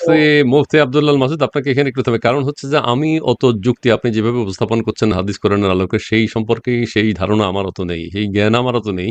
আপনাকে একদিন আমাদের কোনো একজন আলেম সাহেবের সাথে বসাবো, সেই দিন আপনি আপনার এইসব নিয়ে আলোচনা করেন, আপনি আপনার পক্ষে যুক্তি উপস্থাপন করেন, তখন তিনি খণ্ডানোর একটা ব্যবস্থা থাকবে, কিন্তু আমার পক্ষে সেটি সম্ভব হচ্ছে না। অনেকে আমার উপর বিরক্ত হয়েছেন যে আপনার সাথে কথা বলা আমার ঠিক হচ্ছে না, এই যে কমেন্টসে লিখেছেন সেটা। তারপরে অনুষ্ঠানের স্বার্থে আমি এখন আপনার সাথে কথা বলছি। আপনি কি মনে করেন যে পৃথিবীর 100-150 বা 200 কোটি মুসলমান এরা সবাই ভুল করছে? সংক্ষেপে উত্তর দেবেন। হ্যাঁ, দেখুন, আমি তো মনে করি যে পৃথিবীর মুসলিমদের সাথে ধোঁকাবাজি হচ্ছে, যেমন ধোঁকাবাজি আমার সাথে হয়েছে। যেভাবে ধোঁকাবাজি করে আমাকে মোহাম্মদ সম্পর্কে একরকমের জিনিস শেখানো হয়েছে বা বলা হয়েছে, পরে আমি দেখতে পেলাম সেই মোহাম্মদ আর এক রকম। তখন আমি যখন দেখতে পেলাম আর এক রকম, ওই ব্যক্তিকে আমার পছন্দ হয় না, তখন আমি কি করব? আমি তাকে মানবো না। এটাই খুব স্বাভাবিক যে ঠিক আছে, এই ব্যক্তি সম্পর্কে আমি জানলাম যে তিনি বুড়ি তার পথে কাটা দিত, তিনি সেই বুড়িকে পরে অসুস্থ হলে দেখতে গেছেন, এটা যখন জানলাম যে হরিণ, এটা জানার পরে যখন দেখলাম এই ঘটনা মিথ্যা, এটা সঠিক না, বরং 2 বাচ্চার জননী আসমা বিনতে মারওয়ানকে তিনি হত্যা করেছেন। আরো তার সম্পর্কে বললে অনেক কিছু বলা যাবে, তার জীবনের অপরাধের। আমি আমি আমি আবারও বলছি, আপনি এই যুক্তিতর্ক উপস্থাপন করলে আমার পক্ষে আগানো সম্ভব হবে না। আমি বলছি যে পৃথিবীর 100-200 কোটি মানুষ কি, মুসলমান কি ভুল করছে? অবশ্যই ভুল করছে, সংখ্যাটা বড় বিষয় না। দেখতে হবে মুসলমানরা পৃথিবীর 23%, তারা কিন্তু পৃথিবীর 90% না। পৃথিবীর টোটাল মোট জনগোষ্ঠী যারা বিশ্বাস অবিশ্বাস করে তাদের সবার মধ্যে 23%, তার মানে মুসলিমরা কিন্তু সংখ্যাগরিষ্ঠ না। এবার আমি আপনি বলছেন সংখ্যাগরিষ্ঠ না, কিন্তু আপনি বলছেন ভুল করছে, তার মানে হজে আমরা এত মানুষ দেখি। আচ্ছা, আপনি অন্য ধর্মের বিরুদ্ধে, অন্য ধর্ম সম্পর্কে কথা বলছেন না কেন? ইসলাম সম্পর্কে আপনার নেতিবাচক ধারণা, আপনি পড়াশোনা করেছেন ইসলামের উপর, নিজেকে প্রতিষ্ঠিত করেছেন, কোরআনে হাফেজ হয়েছেন, মসজিদের ইমাম হয়েছেন, কিন্তু আপনার কথা বলা উচিত আমাদের ওয়াজ মাহফিল আমরা যেভাবে দেখি, আমাদের ইসলামকে তুলে ধরে আপনি অন্য ধর্মের কেন প্রতিবাদ করছেন না, অন্য ধর্মের ভুল ত্রুটি তুলে ধরছেন না? হ্যাঁ, এটার দুটো কারণ। প্রথমে হচ্ছে, যদি সরাসরি আমি কোরআন থেকে বলি, সূরা আলে ইমরানে আছে। আমি কোরআনটা বিশ্বাস করি না, কিন্তু এমনি জাস্ট এমনি একটু হুজুরদেরকে খোঁচা দেওয়ার জন্যই বলছি। সূরা আলে ইমরানে আছে, ইন্নাদ-দীনা ইনদাল্লাহিল ইসলাম, যে আল্লাহর কাছে একমাত্র মনোনীত ধর্ম বা একমাত্র ধর্মই হচ্ছে ইসলাম। তাহলে মুসলিমরা যদি কেউ আমাকে অবশ্যই। জিজ্ঞাসা করে, হ্যাঁ, যে আপনার একমাত্র ধর্ম, যদি বলে যে আপনি ইসলামের সমালোচনা কেন করেন, তাহলে বিশ্বাসী মুসলিমকে আমি বলবো যে হে বিশ্বাসী মুসলিম, আপনিই তো মনে করেন যে পৃথিবীতে একমাত্র ধর্মই ইসলাম, তা আমি তো একমাত্র ধর্মের পিছনে লাগলাম, বাকিগুলো তো অধর্ম। একমাত্র যেটা ধর্ম সেটার পিছনে লাগলাম। আরেকটা কথা হচ্ছে যে আমি যেহেতু ইসলামটা জানি, ইসলামটা সম্পর্কে ভালো জানি এবং মুসলিম পরিবারে জন্মগ্রহণ করেছিলাম, ইসলামটা শিখেছি এবং ইসলামের দ্বারা আমি সাফারার, এবং ইসলামিস্টরা আমাকে এখন হত্যা করতে চায়। আমি ইসলাম ত্যাগ করলেই আমাকে হত্যা করতে চেয়েছে, এবং হত্যা করতে চেয়েছে বলেই আমি দেশ থেকে পালিয়ে এসেছি। আমি বাংলাদেশ ত্যাগ করেছি শখে না, আমাকে হত্যা করতে চেয়েছে। এবং ইসলামী হত্যা করতে যে চেয়েছে এটা কিন্তু ইসলামী শরিয়া আইনের বিধান। যদি এমন হতো আমি দেখতাম যে না, যারা ইসলামে যারা সন্ত্রাস করে, জিহাদ করে বা মানুষ খুন করে বা ব্লগারদের যারা হত্যা করেছে, তারা আপনার ইসলামের সাথে সাংঘর্ষিক কাজ করেছে, তাহলে হয়তো আমি চেষ্টা করতাম কি যে না, এই খুন খারাপের ইসলাম আমি চাই না, আমি সত্যিকারের ভালো ইসলামটা চাই, সেই চেষ্টাটা আমি করতাম। কিন্তু আমি যেদিন বুঝলাম যে যারা ব্লগার হত্যা করেছে তারা ইসলামের বিধান অনুযায়ী কাজ করেছে, যেদিন আমি বুঝলাম যে মোহাম্মদ নিজে বলেছেন যে মান বাদ্দালা দীনাহু ফাকতুলুহু, যারা ইসলাম ত্যাগ করলো, মানে যে তার ধর্ম পরিবর্তন করলো, যার মিনিং হচ্ছে ইসলাম ত্যাগ করলো, তাকে তোমরা হত্যা করে ফেলো।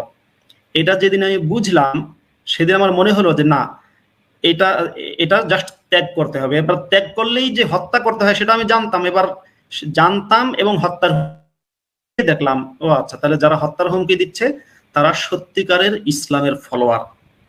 এবার আমি আপনাকে বলছি আরেকটা যে কথা বলি, দুনিয়ার সব আপনি আপনি আপনার আপনার কথা শেষ হবে না, আপনার যুক্তি আমি যুক্তি খণ্ডন করার এরকম ক্যাপাসিটি আমার নেই, কিন্তু আমি সহজ অর্থে মুদ্রা কথায় যে কথাগুলো বলতে চাই, ইসলাম ধর্মে যেমন আছে, ইসলাম ধর্মে মানুষ আছেন এবং ইসলাম ধর্ম, ইসলাম শান্তির ধর্ম, ইসলামকে এগিয়ে নিতে চান এবং কেউ যদি ইসলামের ছায়াতলে আশ্রয় নিতে চায় তাদেরকে আহ্বান জানানো হয়। এবং আপনি পাশাপাশি আরেকটা জিনিস চিন্তা করুন, ইসলাম ধর্মের পাশাপাশি হিন্দু সম্প্রদায় রয়েছে, খ্রিস্টান রয়েছে, বৌদ্ধ রয়েছে, তারাও তো একটা কিছুতে বিশ্বাস করে, মুসলিমরাও তাদের একটা ধর্মে বিশ্বাস করে। এটা তো খারাপ কিছু বলে মনে করি না। পৃথিবীতে বিভিন্ন ধর্মের মানুষ রয়েছে পৃথিবীতে, তারা তো বিভিন্ন ধর্ম করছে এবং তারাও তো সেটা বিশ্বাস করে। তাদেরও তো কেউ আছেন, দেবতা আছেন, গড আছেন, মুসলমানদের মহান আল্লাহ তাআলা রয়েছেন, রাসূল সাল্লাল্লাহু আলাইহি সাল্লাম রয়েছেন। এটাকে আপনি সমালোচনা করার কি মানে আছে সেটা একটু যদি বলেন? এটাকে ইচ্ছাকৃত? দেখুন, না দেখুন, ইসলাম যারা বিশ্বাস করে তাদের মধ্যে যারা একটু কৌশলী, যারা আপনার ইসলামটাকে ব্যবসা হিসেবে নিয়েছে, তারা অনেক সময় করে কি, ওই আস্তিকতা নাস্তিকতা নিয়ে যায়, যে আস্তিকতা নাস্তিকতা, পৃথিবীতে আস্তিক কত সংখ্যক আর নাস্তিক কত সংখ্যক। আমি স্বীকার করি যে আস্তিকদের চেয়ে নাস্তিকরা সংখ্যায় অনেক কম, কিন্তু ইসলাম কিন্তু কোনো জায়গায়, মোহাম্মদ কিন্তু কোনো জায়গায় বলেননি যে নাস্তিকদের তোমরা হত্যা করো, বরং আস্তিকদের হত্যা করার কথা নির্দেশ আছে। যেমন এনায়েতুল্লাহ আব্বাসী হুজুর কিছুদিন আগে বলেছিলেন, তার ওয়াজটা আমার কাছে আছে এবং আমি পোস্ট করেছি এটা নিয়ে, বাংলাদেশের এই সময়ের বড় আলেম। উনি বলেছেন যে ইহুদি খ্রিস্টান মুশরিক যারা আছে, অর্থাৎ যারা অমুসলিম, তাদেরকে উনি বলেছেন কুত্তা, এবং কুত্তার চেয়ে অধম, সরাসরি কুত্তা শব্দটাই ব্যবহার করেছেন। এবং উনি প্রমাণ হিসেবে তখন কোরআনের একটা আয়াত পাঠ করলেন, যেটা সূরা আল আরাফের 179 নম্বর আয়াত। সেখানে মুহাম্মদের আল্লাহ বলছেন উলাইকা কাল আনআমি বাল, যে ওরা যারা অমুসলিম তাদের সম্পর্কে বলা হচ্ছে তারা পশুর চেয়েও অধম, চতুষ্পদ জন্তুর চেয়েও অধম। তাহলে চতুষ্পদ জন্তুর চেয়েও নিকৃষ্ট বলা হচ্ছে বিশ্বাসীদেরকে, যারা আস্তিক।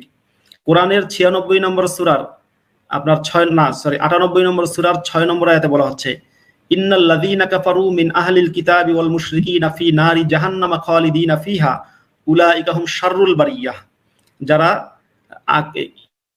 মধ্য হতে যারা কাফের এবং মুশরিকদের মধ্যে হতে যারা কাফের, আল্লাহকে যারা অস্বীকার করে, তারা হচ্ছে চিরস্থায়ী জাহান্নামের আগুনে জ্বলবে এবং তারা সৃষ্টির অধম, সমস্ত সৃষ্টি বা সমস্ত মানব, সমস্ত মানে অল ক্রিয়েচার, এই সকল কিছুর মধ্যে তারা অধম। এই যে কথাগুলো আপনি পড়বেন, তাতে দেখা যাবে কি ইসলাম কিন্তু আস্তিকদের না, ইসলাম নাস্তিকদের না, বরং আস্তিকদের হত্যা করতে বলেছে। যারা প্যাগান, যারা খ্রিস্টান, যারা বৌদ্ধ, যারা ইহুদি, অর্থাৎ পৃথিবীতে সমস্ত অমুসলিমদের বিরুদ্ধে আমি চাইলে, যেহেতু আপনি এত ডিপে যেতে চাচ্ছেন না, আমি যদি কোনো হুজুর পাই তাহলে সেই হুজুরের সাথে আমি নিঃসন্দেহে ডিবেট করতে রাজি আছি। আমি তাকে দেখাবো যে কোরআনে কি লেখা আছে, তাহলে আলোচনা জমবে। কিন্তু তবু আমি সংক্ষেপে বলছি যে আমার কাছে মনে হয়েছে যে আমি কিন্তু সকল মুসলিমকে অপরাধী বলছি না, সকল মুসলিমের শাস্তি হওয়া উচিত ইসলামী বিশ্বাসের কারণে সেটাও বলছি না, কারণ অনেক মুসলিম আছেন ব্যক্তি জীবনে ভালো। আমার কিন্তু সমস্যা মুসলিমদের বিরুদ্ধে না, মুসলিমদের উপর আমি ক্ষিপ্ত নই। ইনফ্যাক্ট আমার আত্মীয় স্বজন বা আমার সবচেয়ে প্রিয় মানুষ যারা, তারা কিন্তু এখনো বিশ্বাসী মুসলিম, নামাজ পড়ে, দাড়ি আছে, টুপি আছে, আমার আত্মীয় স্বজন, ইনফ্যাক্ট আমার মা হিজাব পরে, বোরকা পরে। তারা আমি বলছি যে মুসলিমদের উপর আমার ক্রোধ নেই। সমস্যা হচ্ছে যে আদর্শ একজন মানুষকে অমানুষ বানায়, যে আদর্শ একজন মানুষকে খুনি বানায়, যে আদর্শ হলি আর্টিজানের নিব্রাসকে, যে নিব্রাস নাকি তেলাপোকা দেখলেও ভয় পাইতো, সেই নিব্রাসকে দিয়ে আপনার মানুষের গলা কাটতে সাহায্য করলো বা গলা কাটার মতো কাজ করাতে পারলো, সেই আদর্শ নিয়ে আমার সমস্যা। আমি মুসলিমদের ভালোবাসি, আমি ইসলামকে ভালোবাসি না। আমি মুসলিমদের বিরুদ্ধে লড়াই করি না, আমি ইসলামের বিরুদ্ধে লড়াই করি, বা যে কোনো আচ্ছা, সব ধর্মের বিরুদ্ধে আমার অবস্থান। সব ধর্মের বিরুদ্ধে আপনার অবস্থান, এই তো? হ্যাঁ, আপনি খ্রিস্ট ধর্ম, হিন্দু ধর্ম, বৌদ্ধ ধর্ম আর ইহুদি ধর্ম, যত ধর্ম আছে, আচ্ছা, সেটা একটা ঠিক আছে। আপনি সব এনায়েতুল্লাহ ধর্মের আব্বাসী বিরুদ্ধে। হুজুরের কথা কিছুক্ষণ আগে উল্লেখ করেছেন, এবং এনায়েতুল্লাহ আব্বাসী হুজুর বাংলাদেশে এখন সবচেয়ে বেশি আলোচিত, এবং ইসলামের বিভিন্ন রকম ব্যাখ্যা তিনি দিয়ে থাকেন। এবং ইসলাম এবং পবিত্র কোরআন শরীফ থেকে যে বিজ্ঞান এসছে, এবং সেটা 1440 বছর আগে যে ইসলাম এসছে, ইসলাম চালু হয়েছে, এবং তখন থেকে যে সেখানে সায়েন্স রয়েছে, সেটা কিন্তু গবেষণা করছেন আমাদের এনায়েতুল্লাহ আব্বাসী সাহেব। এবং এর আগেও অনেকে ইসলাম সম্পর্কে, বিজ্ঞান সম্পর্কে ইসলামের যে ভূমিকা রয়েছে সেটি বলছেন। আমরা এনায়েতুল্লাহ আব্বাসীর একটা বক্তব্য যদি আপনাকে এখন শোনাই, এবং আমাদের তরুণ সমাজের মধ্যে ব্যাপক আলোচিত তিনি, আমরা সেটা কি এখন দেখতে চাইবো? আমরা এনায়েতুল্লাহ আব্বাসী সাহেব বিজ্ঞান সম্পর্কে যে কথাটি বলেছেন আপনাকে এখনই দেখাই। হুম। জি, প্লিজ। তাহলে বলতেছি, দুই এক পাতা বিজ্ঞান পড়লে নাস্তিক হয়, আর পুরা বিজ্ঞান পড়লে আল্লাহর সামনে মাথা নত হয়। সময় নিয়ে চিন্তা করে পৃথিবীতে, সময়, টাইম, এটা নিয়ে সবচেয়ে সুন্দর গবেষণা হচ্ছে আইনস্টাইনের। কার? আইনস্টাইন ইহুদি ছিল, কিন্তু সবচেয়ে বেশি সে কোরআন শরীফ পড়তো। মৃত্যুর পর আইনস্টাইনের বাড়িতে সবার উপর পাওয়া গেছে কোরআন শরীফ। হ্যাঁ, এই কথাটাই আপনারা দেখাতে চেয়েছি। এবং প্রত্যেকে যে কোরআন শরীফ পড়ে, পবিত্র কোরআন থেকে যে আমাদের সায়েন্সের উদ্ভব। এবং আমি আরেকটা ওয়াজ শুনেছি যে মোবাইল কিভাবে আবিষ্কার হলো, একজন হুজুরের ওয়াজ, সেটা চমৎকার। সেটা তিনি এক্সাম্পল দিয়েছেন যে মদিনা থেকে হুজুর পাক সাল্লাল্লাহু আলাইহি সাল্লাম হযরত আলীর সাথে যেভাবে কথা বলেছেন মক্কাতে, এবং সেইভাবে যে কথা বলেছেন কোনো কানেকশন ছাড়া, সেখান থেকে চিন্তা করেই আজকের এই মোবাইল ফোন, যে মোবাইল ফোন আমরা কথা বলি। তার আর এনায়েতুল্লাহ আব্বাসী সাহেবের কথা শুনেছেন যে আইনস্টাইনের বাসায় কোরআন শরীফ পাওয়া গেছে, এবং তিনি সবসময় নিয়মিত গোপনে কোরআন শরীফ পড়তেন। আমি এখানে একটু জানতে চাই আব্বাসির কাছে যে আইনস্টাইন নামে আসলে আমি কাউকে চিনি না। আব্বাসি আইনস্টাইন, যে উচ্চারণ, হ্যাঁ না, উনি বলেছেন আইনস্টাইন। তা আইনস্টাইন আচ্ছা। নামে আসলে কেন কাউকে আমি চিনি না। আইনস্টাইন নামের কোনো বিজ্ঞানী ছিল কিনা, বা সেই বিজ্ঞানী এনায়েতুল্লাহ আব্বাসির শ্বশুর কিংবা চাচা কিংবা ভাতিজা কিনা, তাও আমি জানি না। তো যাই হোক, উনি আইনস্টাইন বলেছেন, উচ্চারণটা ঠিক মতো করতে পারছেন না। আর আইনস্টাইনের বাড়িতে উনি যদি সেই আইনস্টাইন দিয়ে বিজ্ঞানী আলবার্ট আইনস্টাইনকে বুঝিয়ে থাকেন, ধরলাম, তো আইনস্টাইনের বাড়িতে কোরআন পাওয়া গেছে, এটা কোথায় আছে?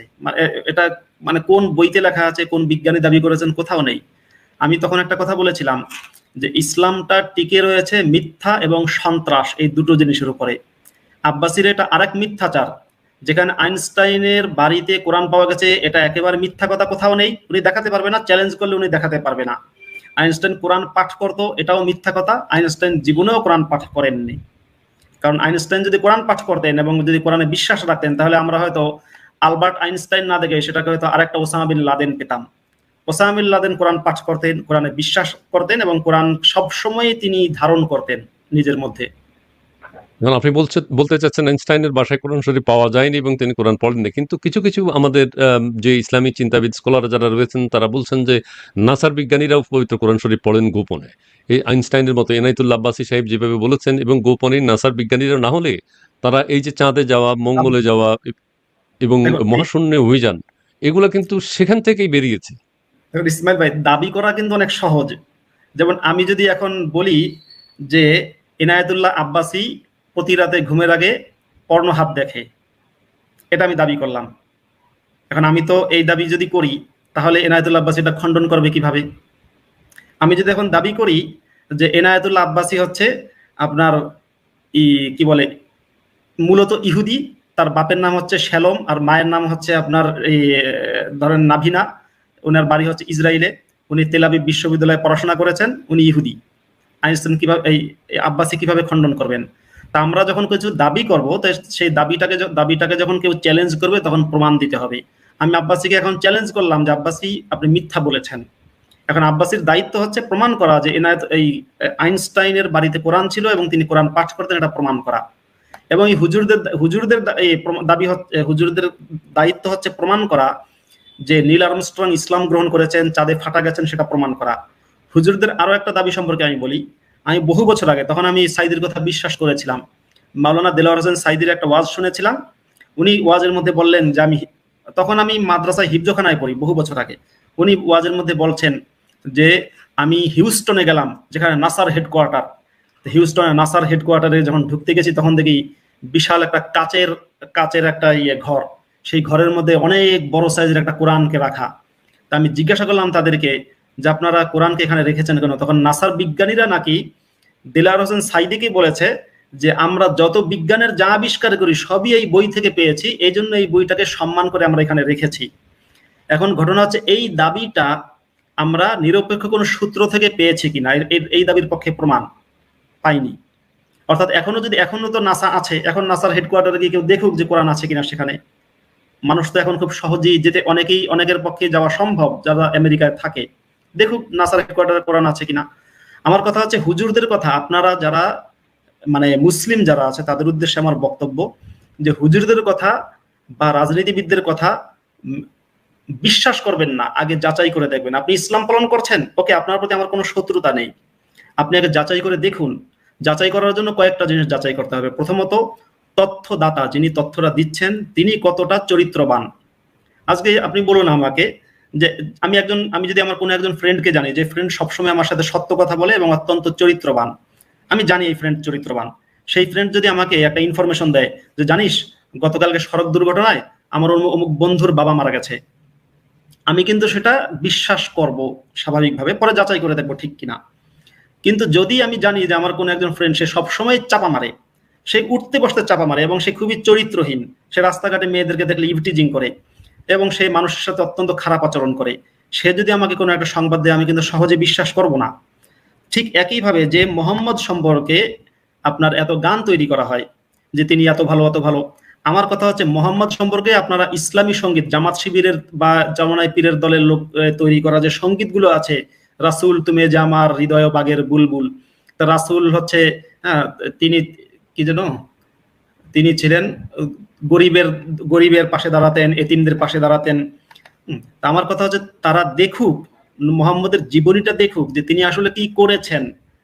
দেখার পরে যদি তারা হুজুরদের ওয়াজের মধ্যে কিংবা পলিটিশিয়ানদের বক্তব্যের মধ্যে থেকে কিংবা আপনার গানের মধ্যে ইসলামী সঙ্গীতের মধ্যে যা কিছু শুনেছে সেটা যদি খুঁজে পায়, তারপরে তারা ইসলাম পালন করুক।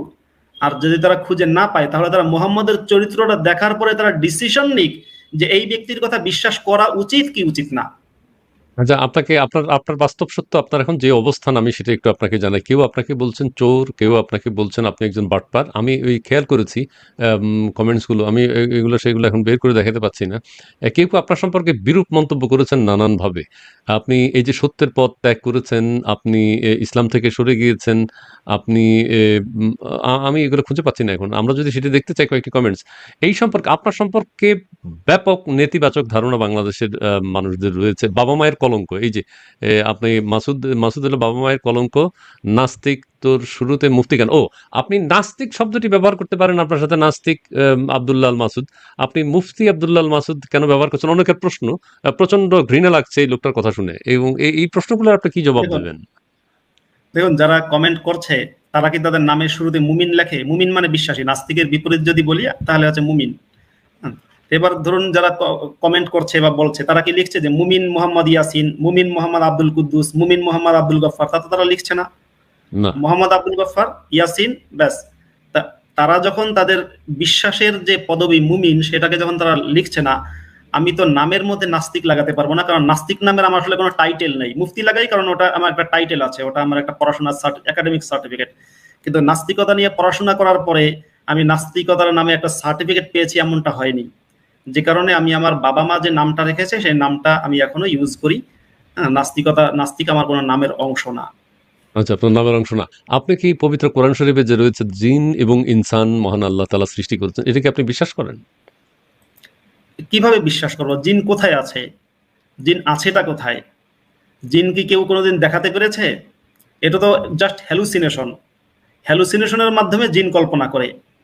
আমি যখন ইসলামে বিশ্বাস করতাম তখন আমারও মনে হতো এই বুঝি জিন আমাকে ধরলো, এই মনে হয় জিন, এই মনে হয় গাছের আলাদা জিন, যখন বিশ্বাস করতাম খুব ছোটকালে। এখন তো আমি বনে জঙ্গলে যাই বা একাকি বিভিন্ন জায়গায় যাই, কই জিন তো আমি পাই না। আমি তো জিন জাতিকে চ্যালেঞ্জ করেছি যে তোমরা যদি থেকে থাকো আসো, নেই। চ্যালেঞ্জ করতে জিন করতে যখন এবং দেখলাম নেই, ইনসান, জিন এবং ইনসান সম্পর্কে মহান আল্লাহ তাআলা যেটি বলেছেন সেটা কি আপনি জানেন? সেই আয়াতটি আপনি জানেন? আপনি তো বহু কোরআনের জায়গায়, হাফেজ। হ্যাঁ কোরআনে অনেক জায়গায় আছে, ইয়া মা'শারাল জিন্নি ওয়াল ইনসি ইন ইসতাতা'তুম আন তানফুযু মিন আকতারিস সামাওয়াতি ওয়াল আরদি ফানফুযু, সূরা রহমানের মধ্যে আছে। তারপরে আছে যে ওয়ামা খলাকাতুল জিন্না ওয়াল ইনসা ইল্লা লিয়াবুদুন, আমি মানুষ এবং জিনকে সৃষ্টি করেছি কেবল আমার ইবাদত করার জন্য। জি। তো আপনি একটা কথা বললেন না যে অনেকে আমার সমালোচনা করছে, আবার দেখুন অনেকে কিন্তু প্রশংসাও করছে। সেটা যারা আমি বলেন। তার মানে অনেকে প্রশংসা করছে, অনেকে টুকটাক আমারও সমালোচনা করছে, আবার আমার কিছুটা আপনাকে আনাতে সেটিও বলছে পজিটিভলি, আবার বলেছে যে আমি না জেনে কেন আপনার সাথে বসতে গেলাম। সেটি আমি আমার অজ্ঞতা প্রকাশ করছি। আমরা আগামীতে আমাদের কোনো ইসলামিক স্কলার যারা থাকেন তাদেরকে একজনকে যদি পাই, রাজি হন এবং আব্দুল্লাহ আল মাসুদের সাথে সেটি বসাতে চাই।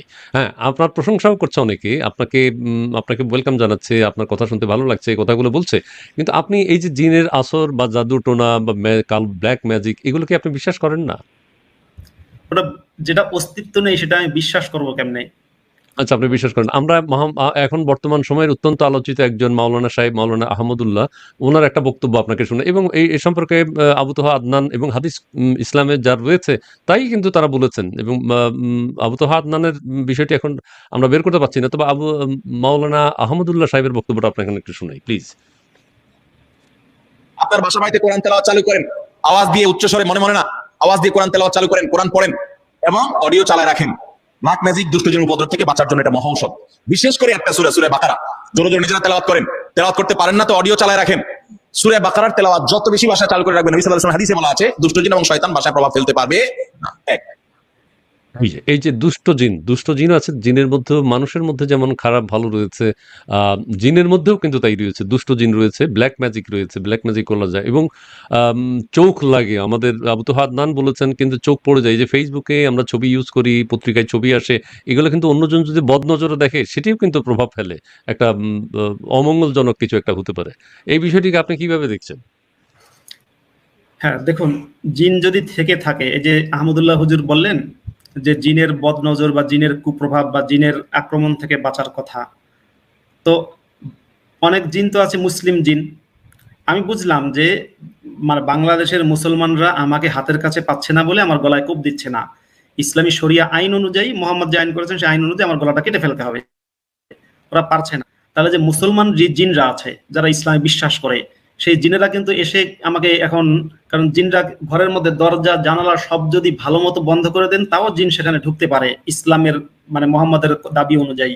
জিনেরা কিন্তু এসে আমাকে মেরে ফেলতে পারে, কিন্তু জিনেরা মারছে না। এবং আমি কখনোই যেহেতু ইসলাম পালন করি না, বিশ্বাস করি না, বাথরুমে যাওয়ার সময় ইসলামের কোনো দোয়া পড়ি না এবং কোনো রকম ইসলামের কোনো রিচুয়ালস মানি না, যেহেতু বিশ্বাস করি না, যেহেতু আমি জেনে গেছি এগুলো সব ভুয়া, তাহলে কই আমাকে তো জিনে ধরে না। আমি তো বাথরুমে মানে ঘরের মধ্যেও জিন আসে না, বাথরুমে গেলেও জিন আসে না, কোথাও কখনো আমাকে জিনে ধরে না। বরং যখন ইসলামে বিশ্বাস করতাম তখন আমাকে জিনে ধরতো। এই জিনে ধরতো কি সেটা আমি এখন বুঝি, আমি বিজ্ঞান পড়ার পরে বুঝেছি ওটা জিনে ধরতো না, ওটা ছিল আমার হ্যালুসিনেশন, যেটা বিশ্বাস থেকে অর্জিত হয়েছে। অর্থাৎ বিশ্বাস, আমার প্রচন্ড বিশ্বাস জিন আছে, তখন যা দেখেছি তখনই মনে হচ্ছে এই গাছের আলো মনে হয় এটা জিন, এই মনে হয় আলোটা দেখলাম এটা মনে হয় জিন। কিন্তু এখন আমি প্রত্যেকটা জিনিস যখন সায়েন্সের চোখ দিয়ে দেখি, এখন যখন আমি নিজের চোখ দিয়ে দেখি, কোনো বিশ্বাসের চোখ দিয়ে দেখি না, তখন আমার কাছে সবকিছু স্পষ্ট হয়ে যায় এগুলো মিথ্যাচার। এখন আমার কাছে কিন্তু আমি এখন স্বচ্ছ আয়নার মতো, এখানে যা কিছু আসবে তার ছবিটা আমি দেখতে পাবো। আমি এখন স্বচ্ছ জলের মতো, এই জলের মধ্যে যা কিছু ছাড়া হবে সেটাকে খুব স্পষ্ট দেখা যাবে, যে রং ছাড়া হবে সেই রংটা ক্লিয়ার হয়ে যাবে। কিন্তু যখন কেউ বিশ্বাসের একটা টিনের চশমা চোখে পড়ে, তখন তো ওই টিনের চশমায় যে কালার আছে ওই কালার ছাড়া সে কিছুই দেখতে পারবে না। এবং ইসলামে আমাদের বিশেষ করে মাওলানা রাজ্জাক বিন ইউসুফ এবং সকল ইসলামী চিন্তাবিদরা নারীদের সম্পর্কে যে কথাটি বলেন এবং নারীদেরকে মর্যাদা দেওয়া হচ্ছে, ইসলামের সর্বোচ্চ মর্যাদা দেওয়া হচ্ছে, কথাটা তো সত্য। এবং তাদের প্রত্যেককে বোরখা পরার জন্য, এবং ঢাকা বিশ্ববিদ্যালয়ে আপনি এখন আমরা ব্যাপক পরিবর্তন এখন দেখতে পাচ্ছি। এবং বাংলাদেশের আনাচে কানাচে ইসলামী মাহফিল হয়, যদিও ইসলামী শরিয়া মোতাবেক আইন নেই, কিন্তু ইসলামী মাহফিল হতে তো কোনো বাধা নেই, মাহফিল হচ্ছে ওদেরছে, এবং সেখানে প্রচুর লোক যাচ্ছে, লোক সমাগম হচ্ছে। আমরা মিজানুর রহমান আজহারির সময় দেখেছি, মাওলানা দেলার হোসেন সাইদির সময় দেখেছি, এবং এখন এনায়েতুল্লাহ আব্বাসী, আহমদুল্লাহ এবং আর আবু তোহা আদনান ইয়াং জেনারেশনের আইডল, এবং তারা ইসলামের পক্ষে যে কথাগুলো বলছেন বা নারীদের সম্পর্কে ইসলাম যে কথাগুলো বলেছে সেটি প্রচার করছে। এটিকে আপনি কিভাবে দেখেন? তারা কথাগুলো কিন্তু ইসলামের আলোকেই বলছে। দেখুন, এই যে নারী সম্পর্কে আপনি একটা প্রসঙ্গ তুললেন যে মোহাম্মদ নাকি নারী অধিকার প্রতিষ্ঠা করেছেন, তাহলে আমি ধরে নেই যে মোহাম্মদ তার জীবনে 50টার বেশি যুদ্ধ করেছেন। এই যে এতগুলো যুদ্ধ করেছেন, যে যুদ্ধের মধ্যে তিনি কিছু যুদ্ধে শরিক ছিলেন আর কিছু যুদ্ধে তিনি শরিক ছিলেন না, তো এবং সেটা মাত্র 10 বছরের মধ্যে। এই যে 10 বছরে এতগুলো যুদ্ধ তিনি করলেন, নিশ্চয়ই নারী অধিকার প্রতিষ্ঠার জন্য এত যুদ্ধ করেছেন। এবার আমরা যদি দেখি যে মোহাম্মদের নারী অধিকার প্রতিষ্ঠার ধরনটা কি, আমি হয়তো আরো বিস্তারিত বলতাম যদি কোনো একজন হুজুর থাকতো, কিন্তু আমি আপনার সামনে খুব বেশি বিস্তারিত বলবো না, শুধু দর্শকদের বোঝার জন্য মোহাম্মদের নারী অধিকার প্রতিষ্ঠার ধরন বলছি। এবং একটা কথা অনেকে বলছে যে আমি নাকি মোহাম্মদকে অসম্মান করছি। অসম্মান করলাম কেন? আমি কিন্তু মোহাম্মদের নাম বিকৃত করিনি, তার নাম মোহাম্মদ তার বাবা রেখেছে, সরি তার বাবা না। তারপরও ইসলাম ধর্মে একটা বিধান রয়েছে, আমরা কিন্তু শ্রদ্ধা করি বলি, আমরা সম্মান জানি বলি, আমাদের আদর্শের মানুষ সর্বকালের সর্বশ্রেষ্ঠ মানুষ, সেটা আমরা তো সেটা আপনি বলতে পারেন, সেটা আপনি বলতে পারেন, বা যে ইসলামে বিশ্বাস করে সে বলুক, কিন্তু যে ব্যক্তি ইসলামে বিশ্বাস করে না সে যখন জানবে যে এই ব্যক্তির নাম ছোটকালে তার দাদা রেখেছিলেন মোহাম্মদ, এবং কোরআনে তাকে কিন্তু মোহাম্মদ বলা হয়েছে। দেখুন, কোরআনে কিন্তু কোথাও মোহাম্মদ সাল্লাল্লাহু আলাইহি ওয়াসাল্লাম বলা হয়নি, হযরত মুহাম্মদও বলা হয়নি।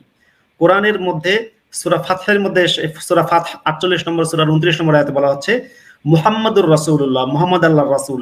সূরা মুহাম্মদ নামে একটা সূরা আছে, সূরা নাম্বার 47, সেটার 2 নম্বর আয়াতে বলা হচ্ছে ওয়াল্লাযীনা আমানু ওয়া আমিলুস সালিহাতি ওয়া আমানু বিমা নুজিলা আলা মুহাম্মাদিন।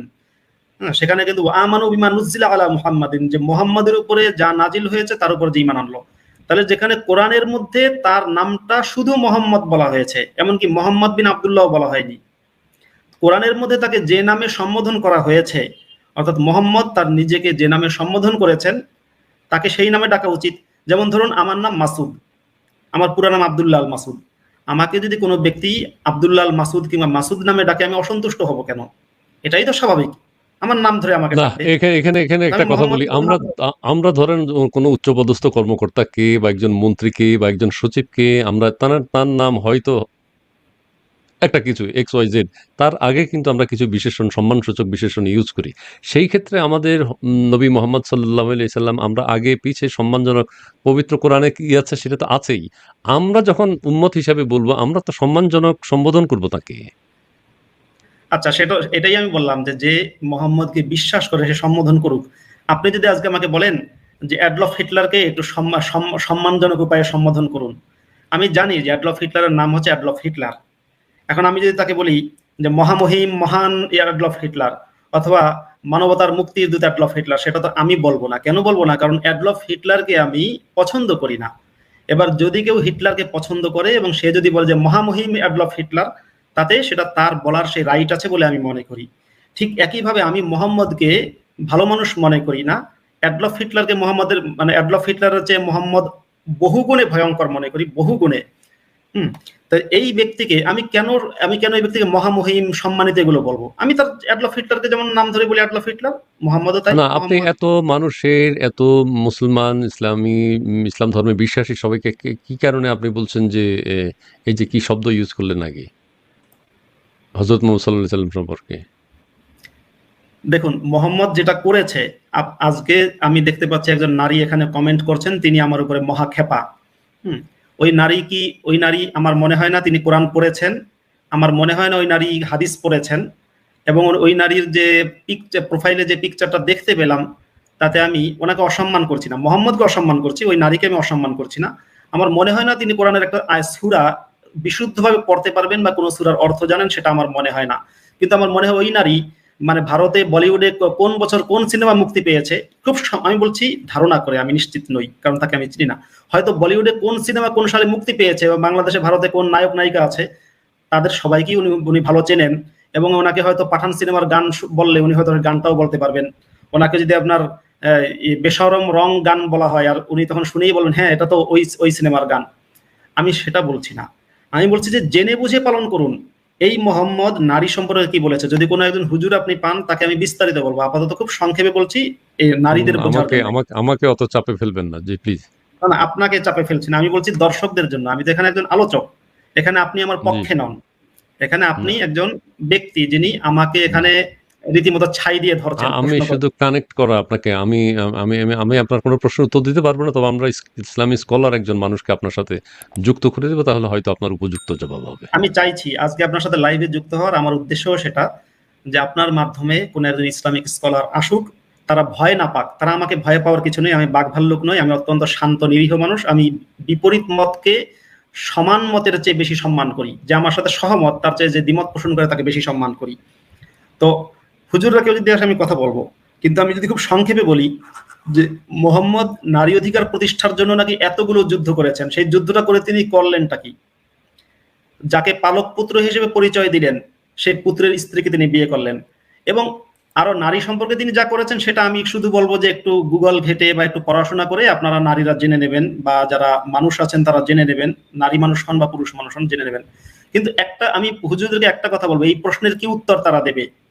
কোরআনের মধ্যে সূরা আল আরাফ নামে একটা সূরা আছে, যেটা আপনার 7 নম্বর সূরা, সেই সূরার মধ্যে বলা হচ্ছে যে ওয়ালাকাদ দারানা লিজাহান্নামা কাসীরাম মিনাল জিন্নি ওয়াল ইনস লাহুম কুলুবুল লা ইয়াফকাহুনা বিহা ওয়া লাহুম আ'য়ুনুল লা ইউবসিরুনা বিহা ওয়া লাহুম আযানুল লা ইয়াসমাউনা বিহা উলাইকা কাল আনআমি বাল হুম আযাল উলাইকা হুমুল গাফিলুন। এই আয়াতটা পাঠ করেই কিন্তু এনায়েতুল্লাহ আব্বাসী বলেছিলেন যে অমুসলিম যারা ইহুদি খ্রিস্টান হিন্দু তারা হচ্ছে কুত্তার চেয়েও খারাপ। সেই ওয়াজটা আমি চাইলে এখন দেখাতে পারি, আব্বাসীর সেই ওয়াজ। তো এই যে আয়াতের মধ্যে এই আয়াত থেকেই কিন্তু উনি বলেছেন, সেখানে বলা হচ্ছে আমি জাহান্নামের জন্যে জিন ও ইনসান থেকে বহু মানুষ সৃষ্টি করেছি যাদেরকে আমি জাহান্নামের জন্য তৈরি করেছি, সেই মানুষগুলো জাহান্নামে যাবে। কে করেছেন? আল্লাহ করেছেন, তিনি নাকি মানুষকে জাহান্নামে পাঠাবেন। তারা অন্তর থাকলেও বোঝে না, তারা চোখ দিয়ে দেখে না, ঠিক আছে। শেষে বলছেন তারা যারা অমুসলিম তারা হচ্ছে এই কি বলে চতুষ্পদ জন্তুর চেয়েও অধম, তারা পথভ্রষ্ট বা তারা গাফেল। তো এখন এই আয়াতের তাফসিরে ইবনে কাসির যেটা লিখেছেন এবং তার আগের আয়াত যদি আমি দেখি, ঠিক এর আগের আয়াতটা আমার একটু দেখা দরকার। সেখানে বলা হচ্ছে মাইয়াহদিল্লাহু ফাহুয়াল মুহতাদি ওয়া মান ইউদলিল ফাউলাইকা হুমুল খাসিরুন, যে আল্লাহ যাকে হেদায়েত দেন সেই হচ্ছে হেদায়েত পায়, আর আল্লাহ যাকে পথভ্রষ্ট করেন সে হচ্ছে ক্ষতিগ্রস্ত। অবশ্যই কারো শক্তি নেই, কারো শক্তি নেই। তাহলে ঠিক আছে, আমি বুঝলাম। এই আয়াতের তাফসিরে ইবনে কাসির লিখেছেন মান হাদাহুল্লাহু ফাইন্নাহু লা মুদিল্লা লাহু ওয়া মান আযাল্লাহু ফাকাদ খাবা ওয়া খাসিরা ওয়া দাল্লা লা মুহালাতা ফাইন্নাহু তাআলা মা শাআ কান ওয়া মা শাআ ওয়া মা লাম ইয়াশা লাম ইয়াকুন। এরপরে বলছেন যে ওয়ালিহাদা জাআ ফি হাদিস ইবনে মাসউদ ইন্নাল হামদালিল্লাহি নাহমাদুহু ওয়া নাস্তাঈনুহু ওয়া নাস্তাহদিহি ওয়া নাস্তাগফিরুহু ওয়া নাউযু বিল্লাহি মিন শুরুরি আনফুসিনা ওয়া মিন সাইয়্যিআতি আ'মালিনা মান ইয়াহদিহিল্লাহু ফালা মুদিল্লা লাহু ওয়া মান ইউদ্লিলহু ফালা হাদিয়া লাহু। এই আয়াতের তাফসিরে ইবনে কাসির লিখেছেন, যিনি তাফসিরটা খুব ভালো বুঝেছেন, যে আল্লাহ যদি কাউকে হেদায়েত দেয় তাহলে তাকে কেউ পথভ্রষ্ট করতে পারবে না। এই ইসলামের দৃষ্টিতে হেদায়েত মানে হচ্ছে ইসলাম গ্রহণ করানো, অর্থাৎ ইসলাম গ্রহণ করলে সে জান্নাতে যাবে, আর ইসলাম গ্রহণ না করলে জাহান্নামে যাবে। তাহলে জান্নাতের যে পথ ইসলাম গ্রহণ করানো, সেটা আল্লাহই যদি কাউকে করায়, যদি কারো তাকদিরে বা ভাগ্যে আল্লাহ লিখে থাকে সেটা হবে। আর আল্লাহ যদি ওয়ামান আযাল্লাহু, আল্লাহ যদি কাউকে পথভ্রষ্ট করে সে খাবা ওয়া খাসিরা ওয়া দাল্লা, সে ব্যর্থ হয়ে গেল, ক্ষতিগ্রস্ত হয়ে গেল, পথভ্রষ্ট হয়ে গেল, তার কোনো উপায় নেই। তাহলে আমরা কি দেখলাম? তাহলে আল্লাহ শাস্তি দেবেন কেন? আল্লাহ যদি, এবং তারপরে কি, হ্যাঁ তারপরে আমি বলছি যদি সম্ভব হয়, ফাহিম বিন মাসুদ তিনি বলেছেন যদি সম্ভব হয় আমাকে লাইভে যুক্ত করুন। মাসুদ সাহেবকে আমিও কিছু না হয় প্রশ্ন করলাম, আমরা কি যুক্ত করব কাউকে, বা কিভাবে যুক্ত করতে পারে? আপনি যদি আমাদের মেসেজ বক্সে কিভাবে যুক্ত হবেন? আপনি এই ফাহিম বিন মাসুদকে যুক্ত করতে পারেন। ফাহিম বিন মাসুদ আপনি যদি থাকেন, ফাহিম বিন মাসুদ আপনি কিভাবে যুক্ত হবেন? আপনাকে কিভাবে লিংক পাঠাতে পারি? আপনি কমেন্টে কি লিংকটা দিয়ে দিতে পারবেন?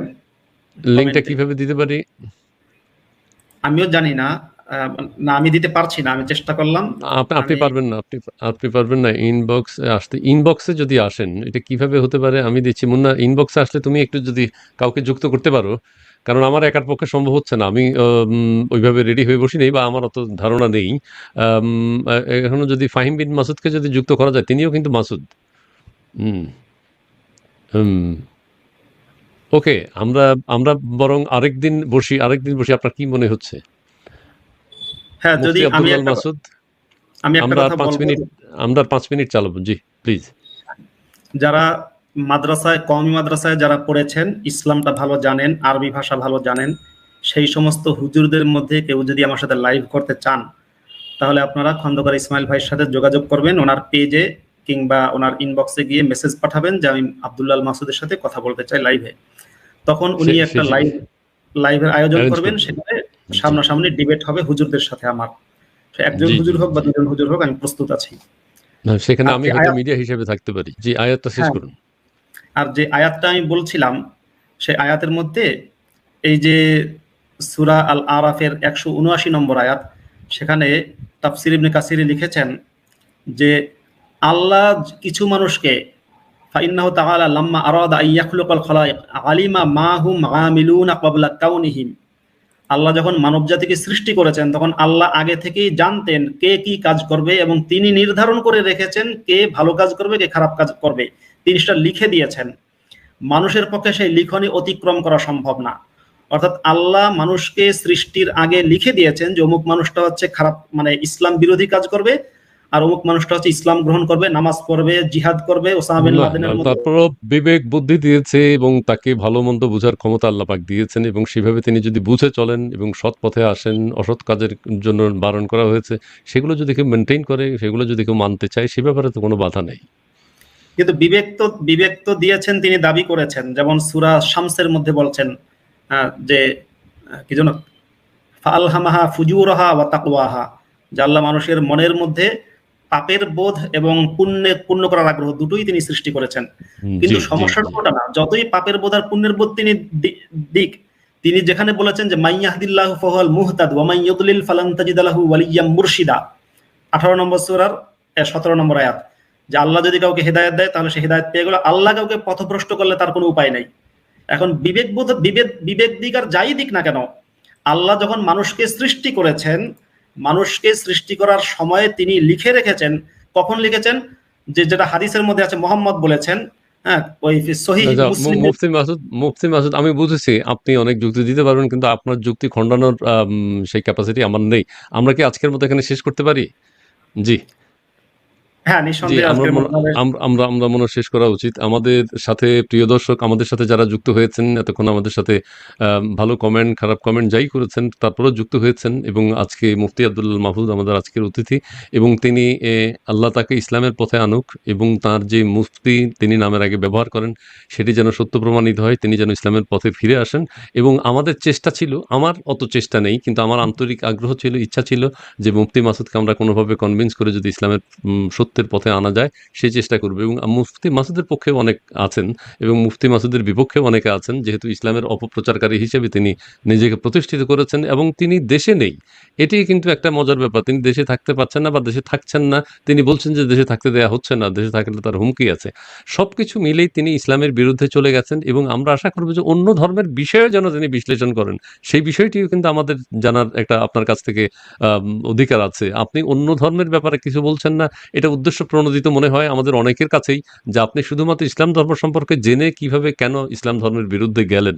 শুধু ইসলাম ধর্ম, এটা কি কোনো বিদেশি শক্তি আপনার পিছনে রয়েছে? ইহুদি খ্রিস্টানদের কোনো প্ররোচনা আপনার মধ্যে রয়েছে? ইসলামকে ধ্বংস করার জন্য আপনারা কয়েকজন লেগেছেন, এবং সেটিও আমরা কিন্তু দেখতে পাই। এবং আপনাদের বিভিন্ন কথায় অনেকে কিন্তু প্রশ্ন করেন, আপনারা কি ইসলামের বিপক্ষে ইচ্ছাকৃতভাবে নেমেছেন, নাকি কোনো বিদেশি শক্তি, ইহুদি নাসারাদের কোনো ইন্ধন আপনাদের মধ্যে রয়েছে?